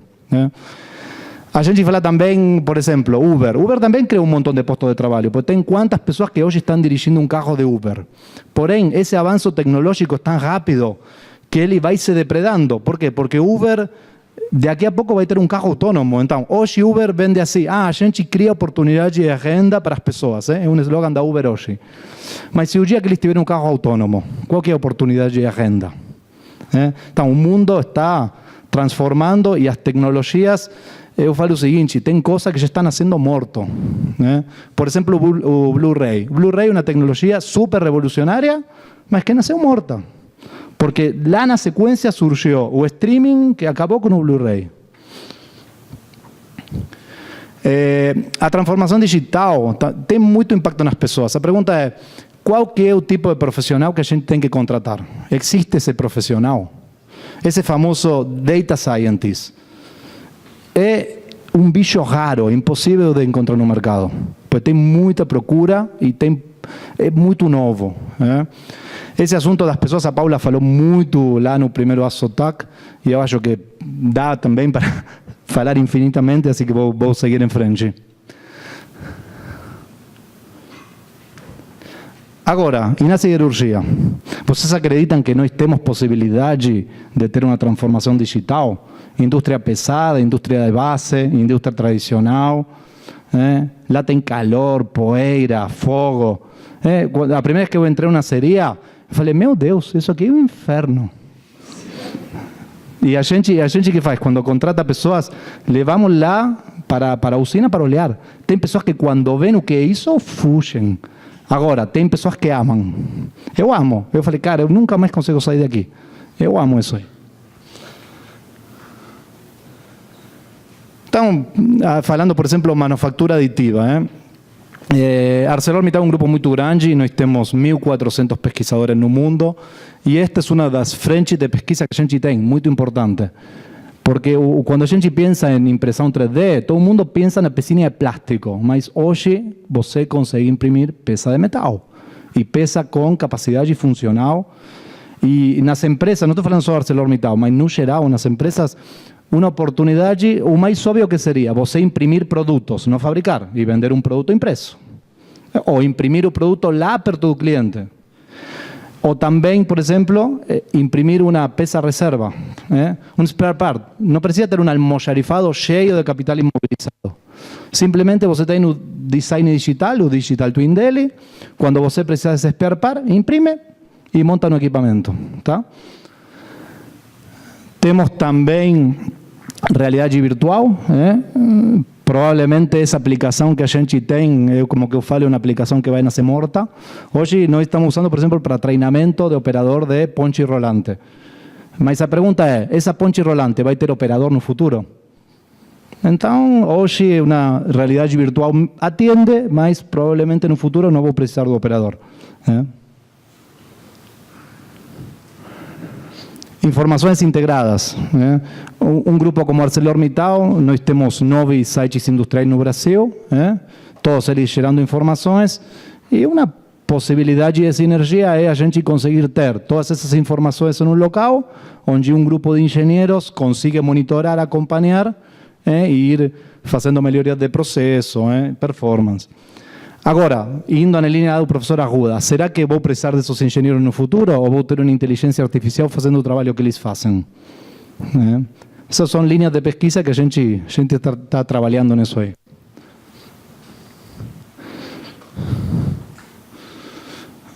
Simulação, Digital Twin. Hoje existe tecnologia suficiente para não ter que bater um carro para ver se ele é seguro ou não é seguro. E isso aqui, estou falando, esse vídeo que eu coloquei lá é de 2014. ArcelorMittal já tem 10 anos trabalhando nisso. Então, se você vê, olha o carro virtual com o carro real. A gente, hoje, você está desenhando estamos desenhando um carro novo, porque ArcelorMittal trabalha em parceria com as montadoras no design dos carros. E você não precisa bater o carro para ver se ele é seguro. Já durante o design, você pode fazer tanta batida como você quiser, porque está fazendo lá no ambiente virtual.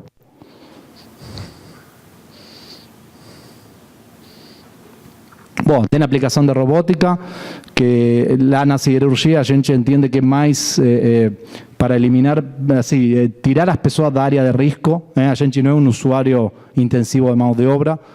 Caso, por exemplo, na montadora seria robótico para todo contelado, porque no caso contrário deveriam ter muitas pessoas lá.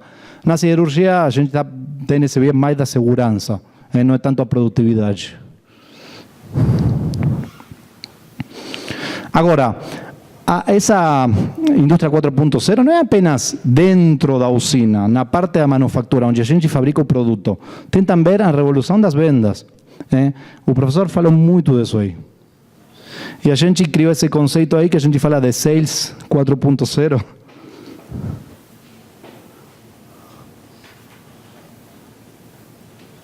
Basicamente, que é o que nós estamos fazendo aqui? O cliente é o centro de tudo.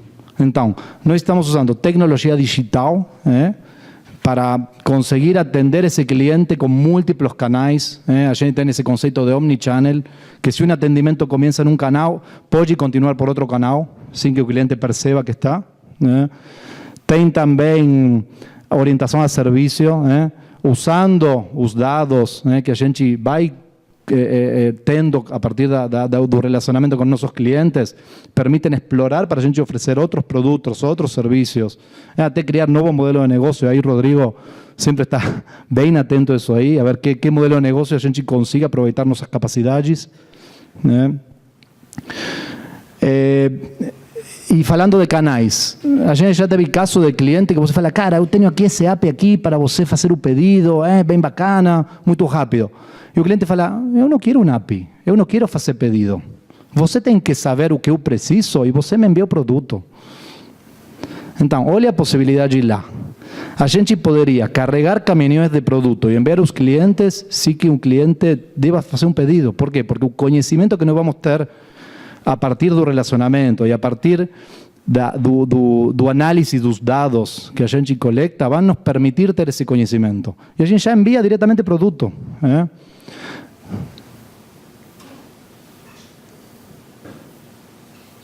Agora, a transformação digital, indústria 4.0, basicamente, por que ArcelorMittal está nisso aqui? Porque a gente entende que é uma fonte de competitividade, uma fonte de agilidade, nós temos reduzir burocracia, melhorar o nosso planejamento, melhorar o conhecimento da cadeia, o supply chain de todo esse fornecimento.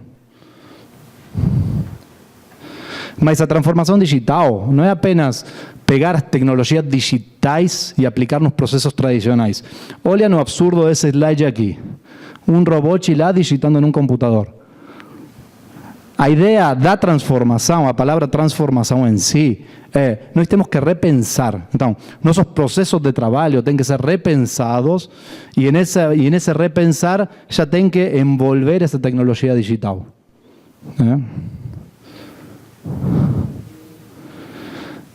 Então, quem ainda não começou com essa transformação digital, acho que tem que começar, mas não fiquem estressados não, porque a caminhada é bem longa. Muito obrigado.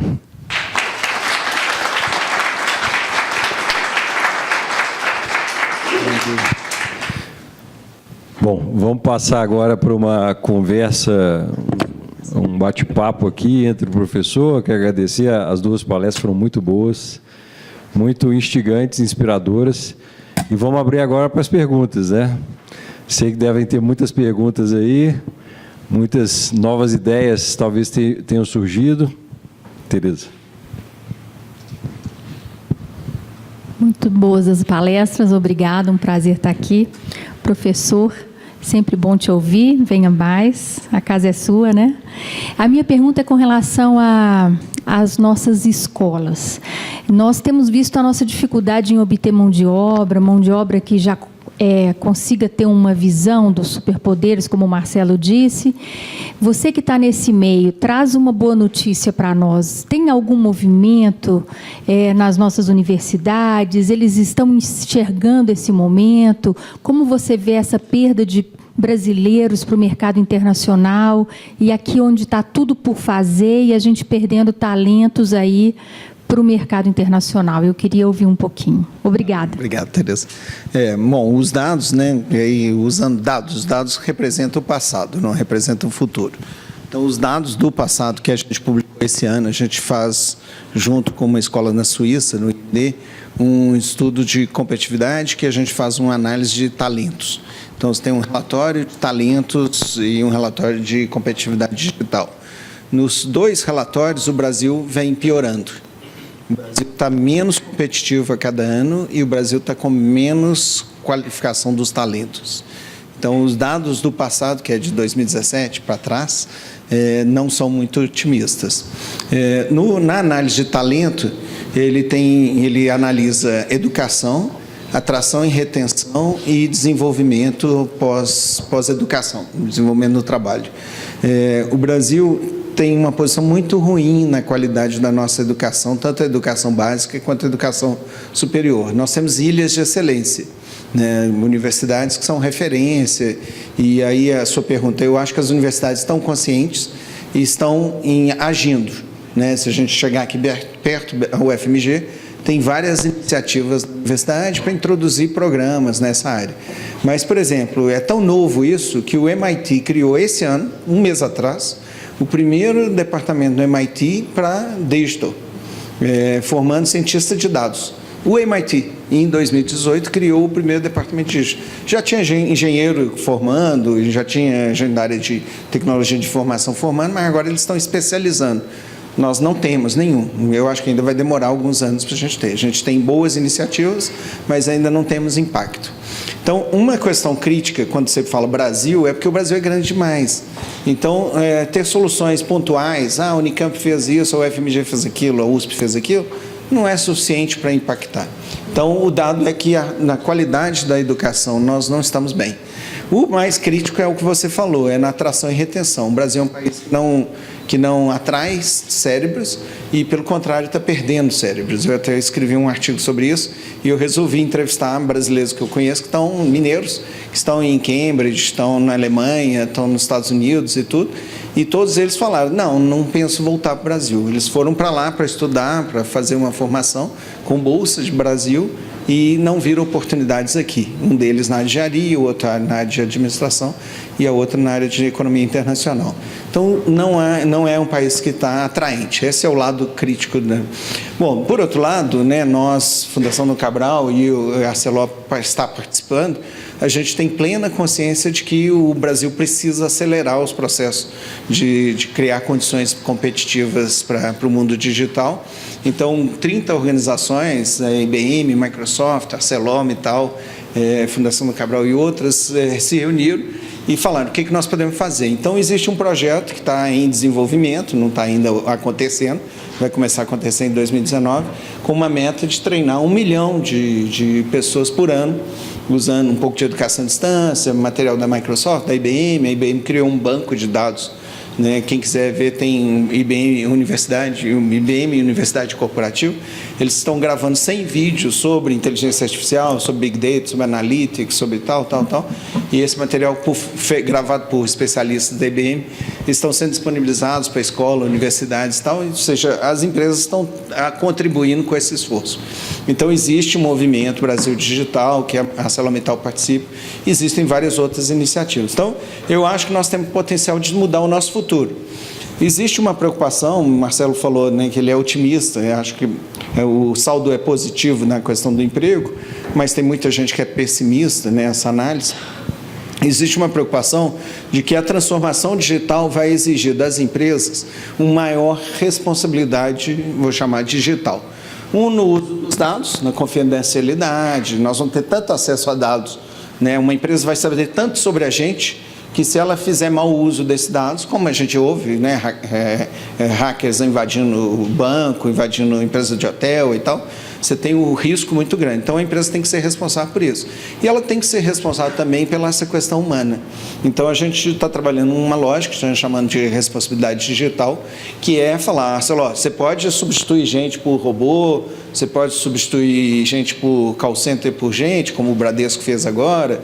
A Whirlpool tem uma meta de substituir 8 mil empregos por robôs nas fábricas da Whirlpool. Né? A Fiat em Pernambuco tem 60 robôs operando, aqui em Minas tem 20 e poucos mais ou menos, lá tem 60. Então, isso vai exigir das empresas uma atitude responsável nesse esforço da digitalização. Então, a realidade é negativa, não é positiva, o movimento é positivo. A pergunta é se nós vamos ter tempo para fazer esse movimento. É preocupante. Obrigado, Tereza. Está ali, Rodrigo. Aqui atrás.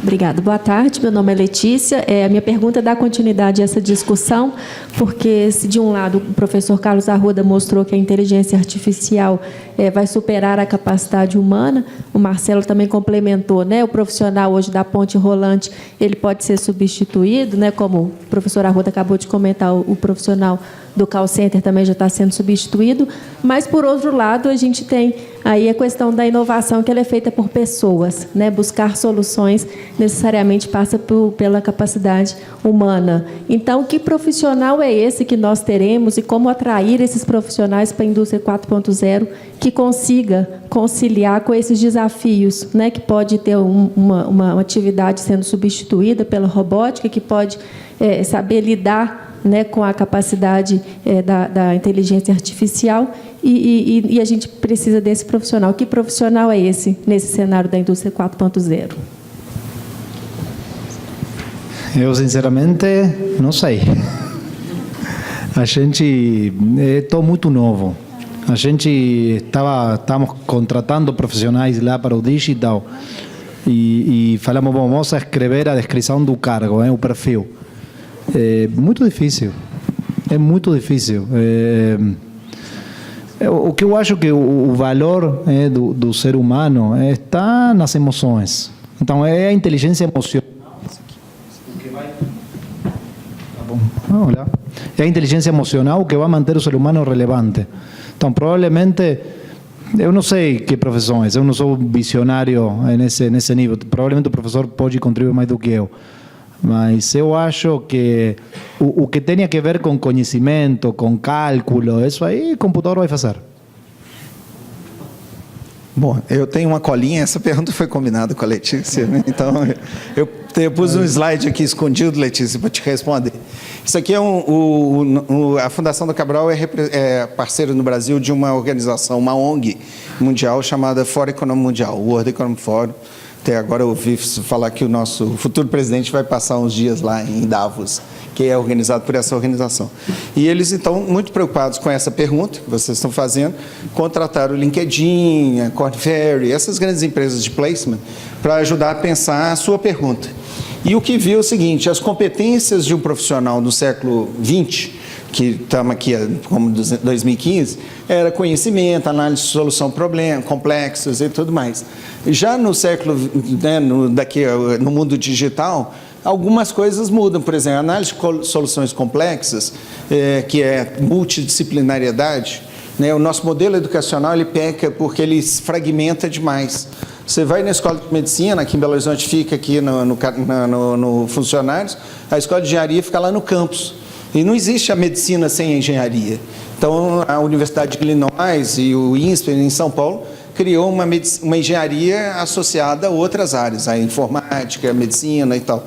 Então, a segmentação disciplinar, já no virada do século XX, perdeu o sentido.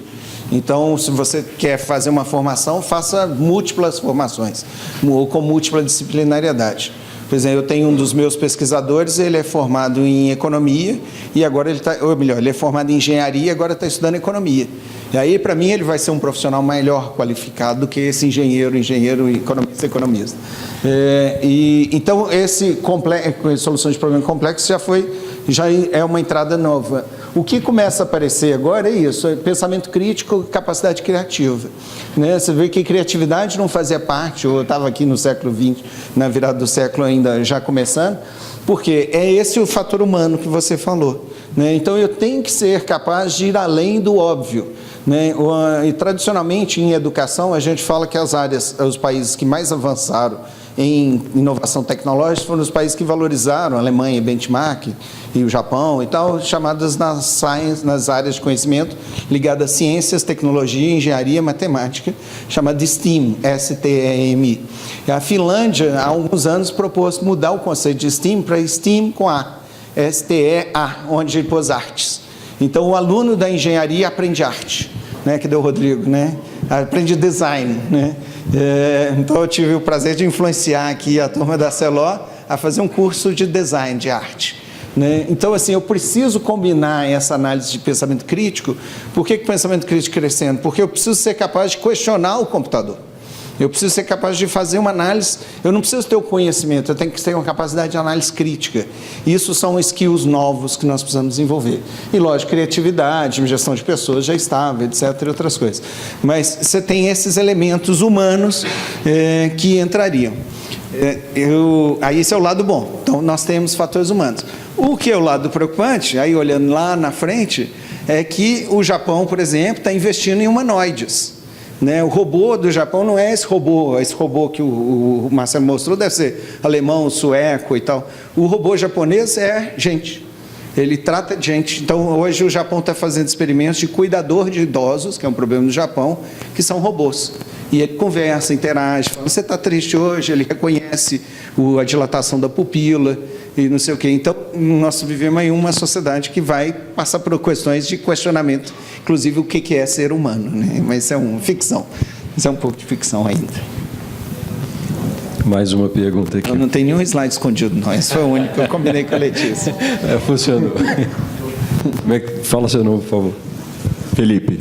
Boa tarde, professor Carlos, Marcelo. Boa tarde, pessoal. Eu sou aluno de Engenharia Metalúrgica da UFMG.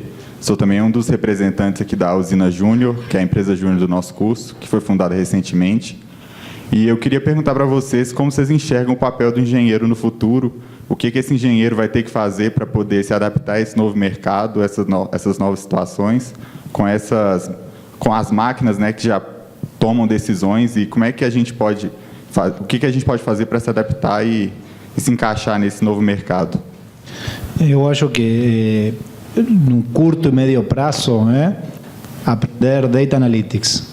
Porque hoje o maior ganho, a maior possibilidade que a gente enxerga no curto prazo e médio prazo é desenvolvimento de modelos. Porque a inteligência artificial é inteligente, mas a gente tem que ensinar ainda a pensar. Então, para você criar esses modelos, precisa ter esse conhecimento técnico, mas precisa ter esse forte conhecimento da parte tecnológica. Programação em Python, R, trabalhar com Big Data, Hadoop, Kafka. Basicamente, usar dados e usar o conhecimento de metalurgia para desenvolver modelos. A gente, quando fala de Data Analytics, nós temos 3 níveis. Descritivo, quando você usa os dados para entender o passado. Então, você pega os dados e tenta explicar o passado. A gente tem o seguinte nível de evolução, é preditivo. A gente usa esses dados em tempo real e tenta predecir o futuro. Então, a ver, o que vai acontecer no meu processo? Tá? O seguinte nível de evolução é prescriptivo. Então, já é dotar o modelo, dotar o computador na possibilidade de entender o que vai acontecer no meu processo e ele tomar ações para corrigir e chegar a um melhor resultado, optimizar o resultado. Então, hoje, engenheiro metalurgista, opinião do Marcelo Ventura, tá? Tem que aprender Data Analytics. Isso é o que complementa a carreira dele. Curto e médio prazo. Longo prazo, eu não sei.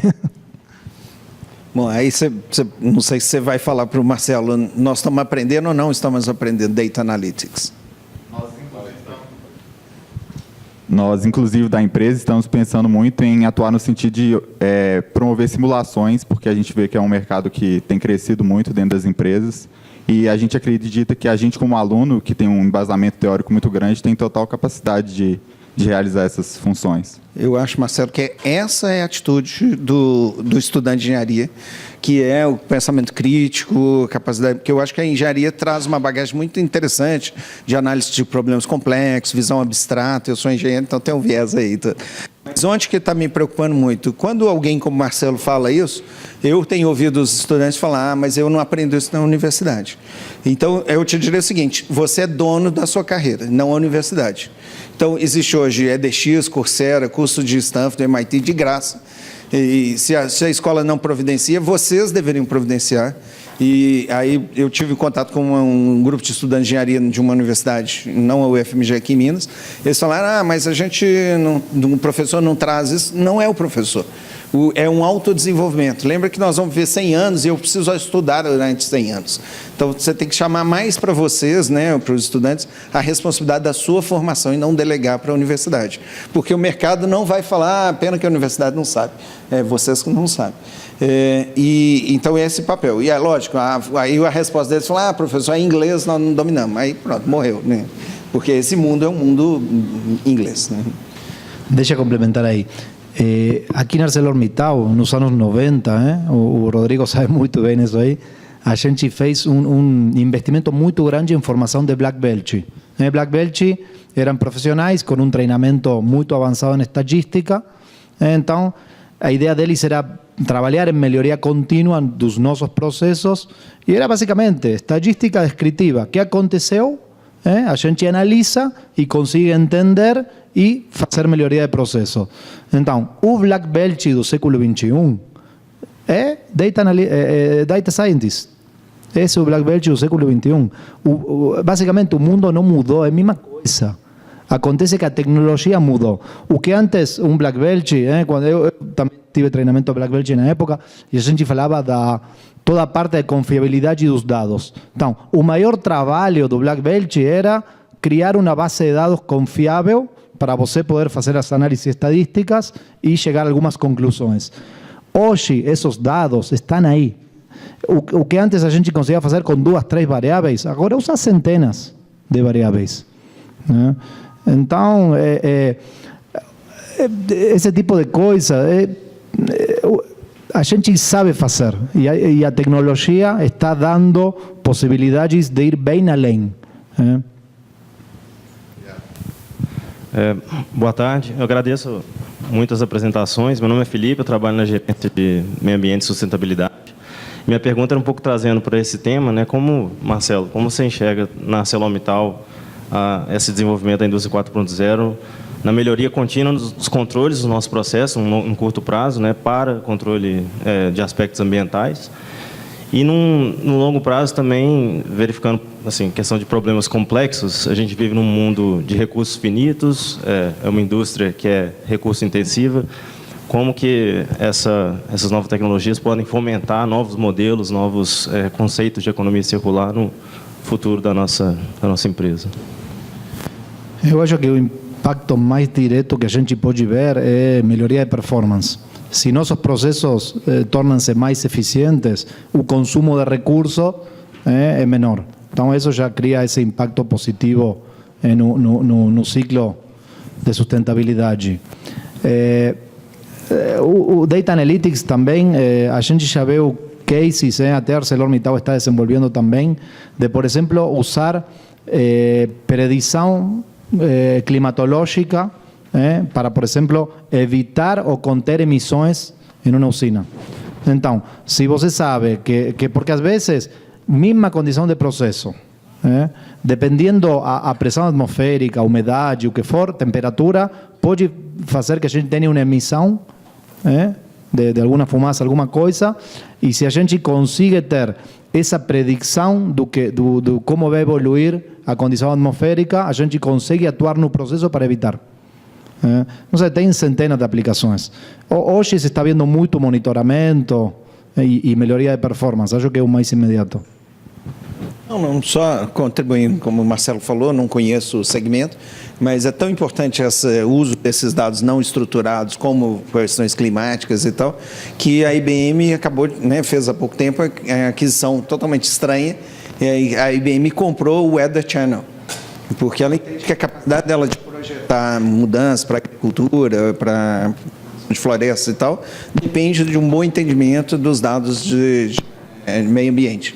Então, você imagina que hoje é o Weather Channel, que faz isso, medição de variações climáticas e tal, é uma empresa IBM. Então, pensar que eu preciso gerar, além dos dados estruturados, BI e tal, dados não estruturados e aumentar a minha capacidade de predição. E aí gerar valor com isso. Tem uma pergunta agora da Carol aqui. Olá, boa tarde. Bom, meu nome é Carolina. Estou aqui hoje, vendo o talk de vocês e pensando muito sobre esse processo de inovação nas empresas, no mundo todo, Eu era da equipe do Herbert na Localiza, fiquei lá há 10 anos. Então, é impressionante como a gente olha a inovação e a gente, muitas vezes, no mercado normal, as pessoas que estão fora desse mundo que a gente está vivendo aqui, a gente é privilegiado de estar estudando de perto e vendo de perto, elas ligam muito, inclusive, à tecnologia. E a gente vê a inovação tendo que ser cada vez mais centrada no ser humano. Então, é uma dualidade que a gente vive, parece. Como que vocês estão vendo as empresas pensando na inovação e, ao mesmo tempo, no ser humano como cliente, como colaborador? O que vocês acham disso, desse processo como um todo? Principalmente para a massa que não entende muito bem essa questão. Para a massa, eu sou muito preocupado com isso. Eu estava falando do projeto de responsabilidade digital, porque esse caso, por exemplo, que a gente ajudou a mapear da Whirlpool, que tem uma projeção de demissão de 8 mil pessoas, ela tem 500 vagas abertas na área digital. Mas essas 8 mil pessoas não vão ser capazes de ocupar essas vagas. Então, a pergunta é, o que eu faço com essas pessoas? Então, uma conclusão é que não vai ter emprego para elas. Não vão achar um emprego equivalente, soldador, de montador, em outra empresa que não vai existir. As outras também vão estar. Então, a ação que a gente propôs foi ajudá-los a serem empreendedor, começar o seu próprio negócio. Então, nós vamos ter que pensar um pouco fora da caixa, e pensar de uma maneira mais responsável. E no mundo digital tem uma palavrinha que todo mundo adora, que é ecossistema, mais responsável no ecossistema. Então, tanto do ponto de vista de aproveitamento, porque o que acontece no ecossistema digital? O Marcelo mostrou o robô, realidade virtual, então você tem parceiros que te aportam tecnologia. né? E tem empresas como a Arcelor e outras usando essa tecnologia. Então, o ecossistema é a integração dessas fontes, desses usuários e tudo mais. E aí, quando eu coloco o indivíduo nisso, né, dentro da fábrica, ou dentro do escritório, etc., nós vamos viver dilemas complexos que não podemos delegar para o país. Temos que assumir como responsabilidade. Então, eu acho que a sua pergunta ela é muito complexa e, como está tudo muito em transição, muito recente, acho que vamos sofrer muito. Nós andamos, durante um tempo, acompanhando um benchmark mundial, uma empresa que fabrica bojo de pia, imagina, aquela coisa simples que é um bojo de pia na China, a maior exportadora de bojo de pia da China, o maior cliente dela é o Canadá, era uma empresa de tamanho médio com 300 funcionários na fábrica. Ela decidiu manter competitiva, a palavra-chave é competitividade, mesmo a palavra que o Marcelo usou, né? Para ser competitiva, ela resolveu substituir 200 desses operários por 9 robôs. Ela hoje produz com menor custo, mais eficiente e tal. Onde que foram as 200 pessoas? Elas foram retreinadas e 190 estão desempregados. 10 estão trabalhando na embalagem, colocar plástico, proteção e tal, e alguns em manutenção, em controle e tudo mais. Então, assim, é uma agenda complexa que nós temos que tratar com mais responsabilidade. O bate-papo está incrível, mas o tempo está acabando. Temos espaço para mais uma pergunta. A pergunta do Laurence aqui. Parabéns aí pela apresentação. Eu não podia perder a oportunidade. Eu recebi um WhatsApp aqui agora, viu, Rodrigo? Do Léo, colega lá de Monlevade. Ele mandou várias fotos da nossa chaminé da Sinter, tirada com drone. Existe imagina, 30, 40 metros de altura, quente, tudo de ruim, né? Então, imagina quanto de dinheiro novo a gente não ganhou, né? É uma tecnologia que está disponível e nós capturamos esse dinheiro. A gente deixou de gastar dinheiro com andaime, com gente, com... Nossa Senhora, uma dor de cabeça incrível. Eu queria saber, até para você, Marcelo, se você está começando agora nesse novo desafio, né? Você já está pensando quantas pessoas hoje no grupo, sabe lá Deus onde, né? Está fazendo chaminé, está fazendo inspeção chaminé com andaime, com aquela coisa toda, né? Então, se você já tem algo pensado, assim, tipo um REX, né?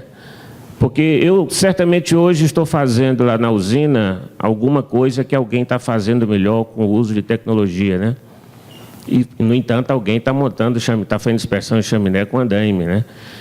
Uma forma de estruturar essas informações, né? O uso dessas tecnologias que já estão disponíveis, que alguém já inventou, e a gente fazer o bom uso delas. Essa caminhada do digital, eu falei que se a gente, quem não tinha começado, era para começar, e que era um caminho muito longo. Como que você começa uma caminhada digital? Você começa conhecendo, experimentando. Então, muitas das coisas que eu mostrei estão bem disseminadas na ArcelorMittal e outras coisas são apenas testes que a gente fez para testar, para entender. Então, o que estamos fazendo agora? Estamos resgatando o valor dos testes e ver, porque tem coisa que você faz e não agrega um valor, agrega conhecimento. Então, por exemplo, eu estou falando o seguinte, nós temos realidade virtual para treinar operador de ponte rolante. Eu experimentei, eu queria experimentar, cara, é maravilhoso. Você acha que está lá dentro da ponte. Só falta colocar uma cadeira que trema um pouquinho e você acha que está lá dentro. Agora, a pergunta é, a gente vai encher ArcelorMittal de realidade virtual para treinar ponte rolante? Provavelmente não, porque antes de chegar lá, essas pontes já vão ser automáticas. Essa parte de drone, nós temos infinidade de aplicações. Até a gente tem... Hoje existe um dronezinho que consegue ir batendo nas coisas. Então, você consegue fazer inspeções em lugares que um ser humano nem consegue entrar porque não tem espaço. Agora, qual que é o desafio aqui da Teresa, da área do digital? Mapear essas oportunidades, entender o agregado de valor, porque uma coisa é fato, eu falei que a tecnologia ficou mais barata, mas não é de graça. Não é de graça. Então, entender agregado de valor e se a gente vê que pode aplicar essa tecnologia agregando valor para ArcelorMittal, a gente vai aplicar. Se a gente vê que por enquanto não agrega valor, fica lá, nossa base de conhecimento. Mas essa disseminação de tecnologia nós estamos fazendo, saindo da fase de experimentar para começar a disseminar. Bom, infelizmente nosso tempo está no finalzinho, mas eu vou me permitir fazer uma perguntinha. Desculpa. Poder. Pensando também que a gente tem várias startups que já estão conectadas com a Solab e outras que ainda estão vindo também, e muitas que já atuam na indústria 4.0, eu queria que vocês deixassem assim, uma dica para essas startups, né, sobre o que elas poderiam, segmentos específicos que elas poderiam atuar, ou formas que elas poderiam abordar, que pudessem agregar valor para elas que estão aí tão interessadas em fazer negócio, não só com a ArcelorMittal, mas com outras empresas também. O que vocês teriam de dicas para elas relacionadas à indústria 4.0 e também à inovação em geral, né? Eu acho que hoje a maior dificuldade das startups é como a gente cria uma tecnologia nova que consiga conversar com o que a gente já tem. Porque muitas coisas a gente não é que vai jogar fora todo o que tem para colocar algo novo substituindo. Em algum caso até pode fazer. Mas, por exemplo, nós temos o nosso ERP, nosso Sistema de Informação Corporativo, é SAP.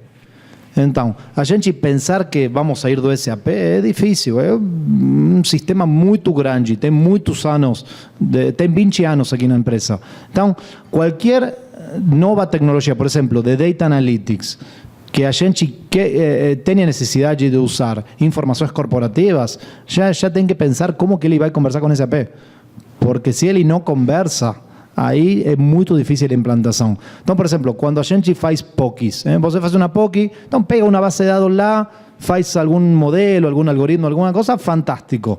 Funciona, está ótimo. Agora, quando você quer colocar isso em produção, que a gente fala, ter uma solução implantada, funcionando, que tem que trabalhar 24/7, então, a gente tem que ter muito redondinho. Então, o produto tem que ficar muito redondinho, porque, por exemplo, ele dá um problema 24 de dezembro às 23 horas.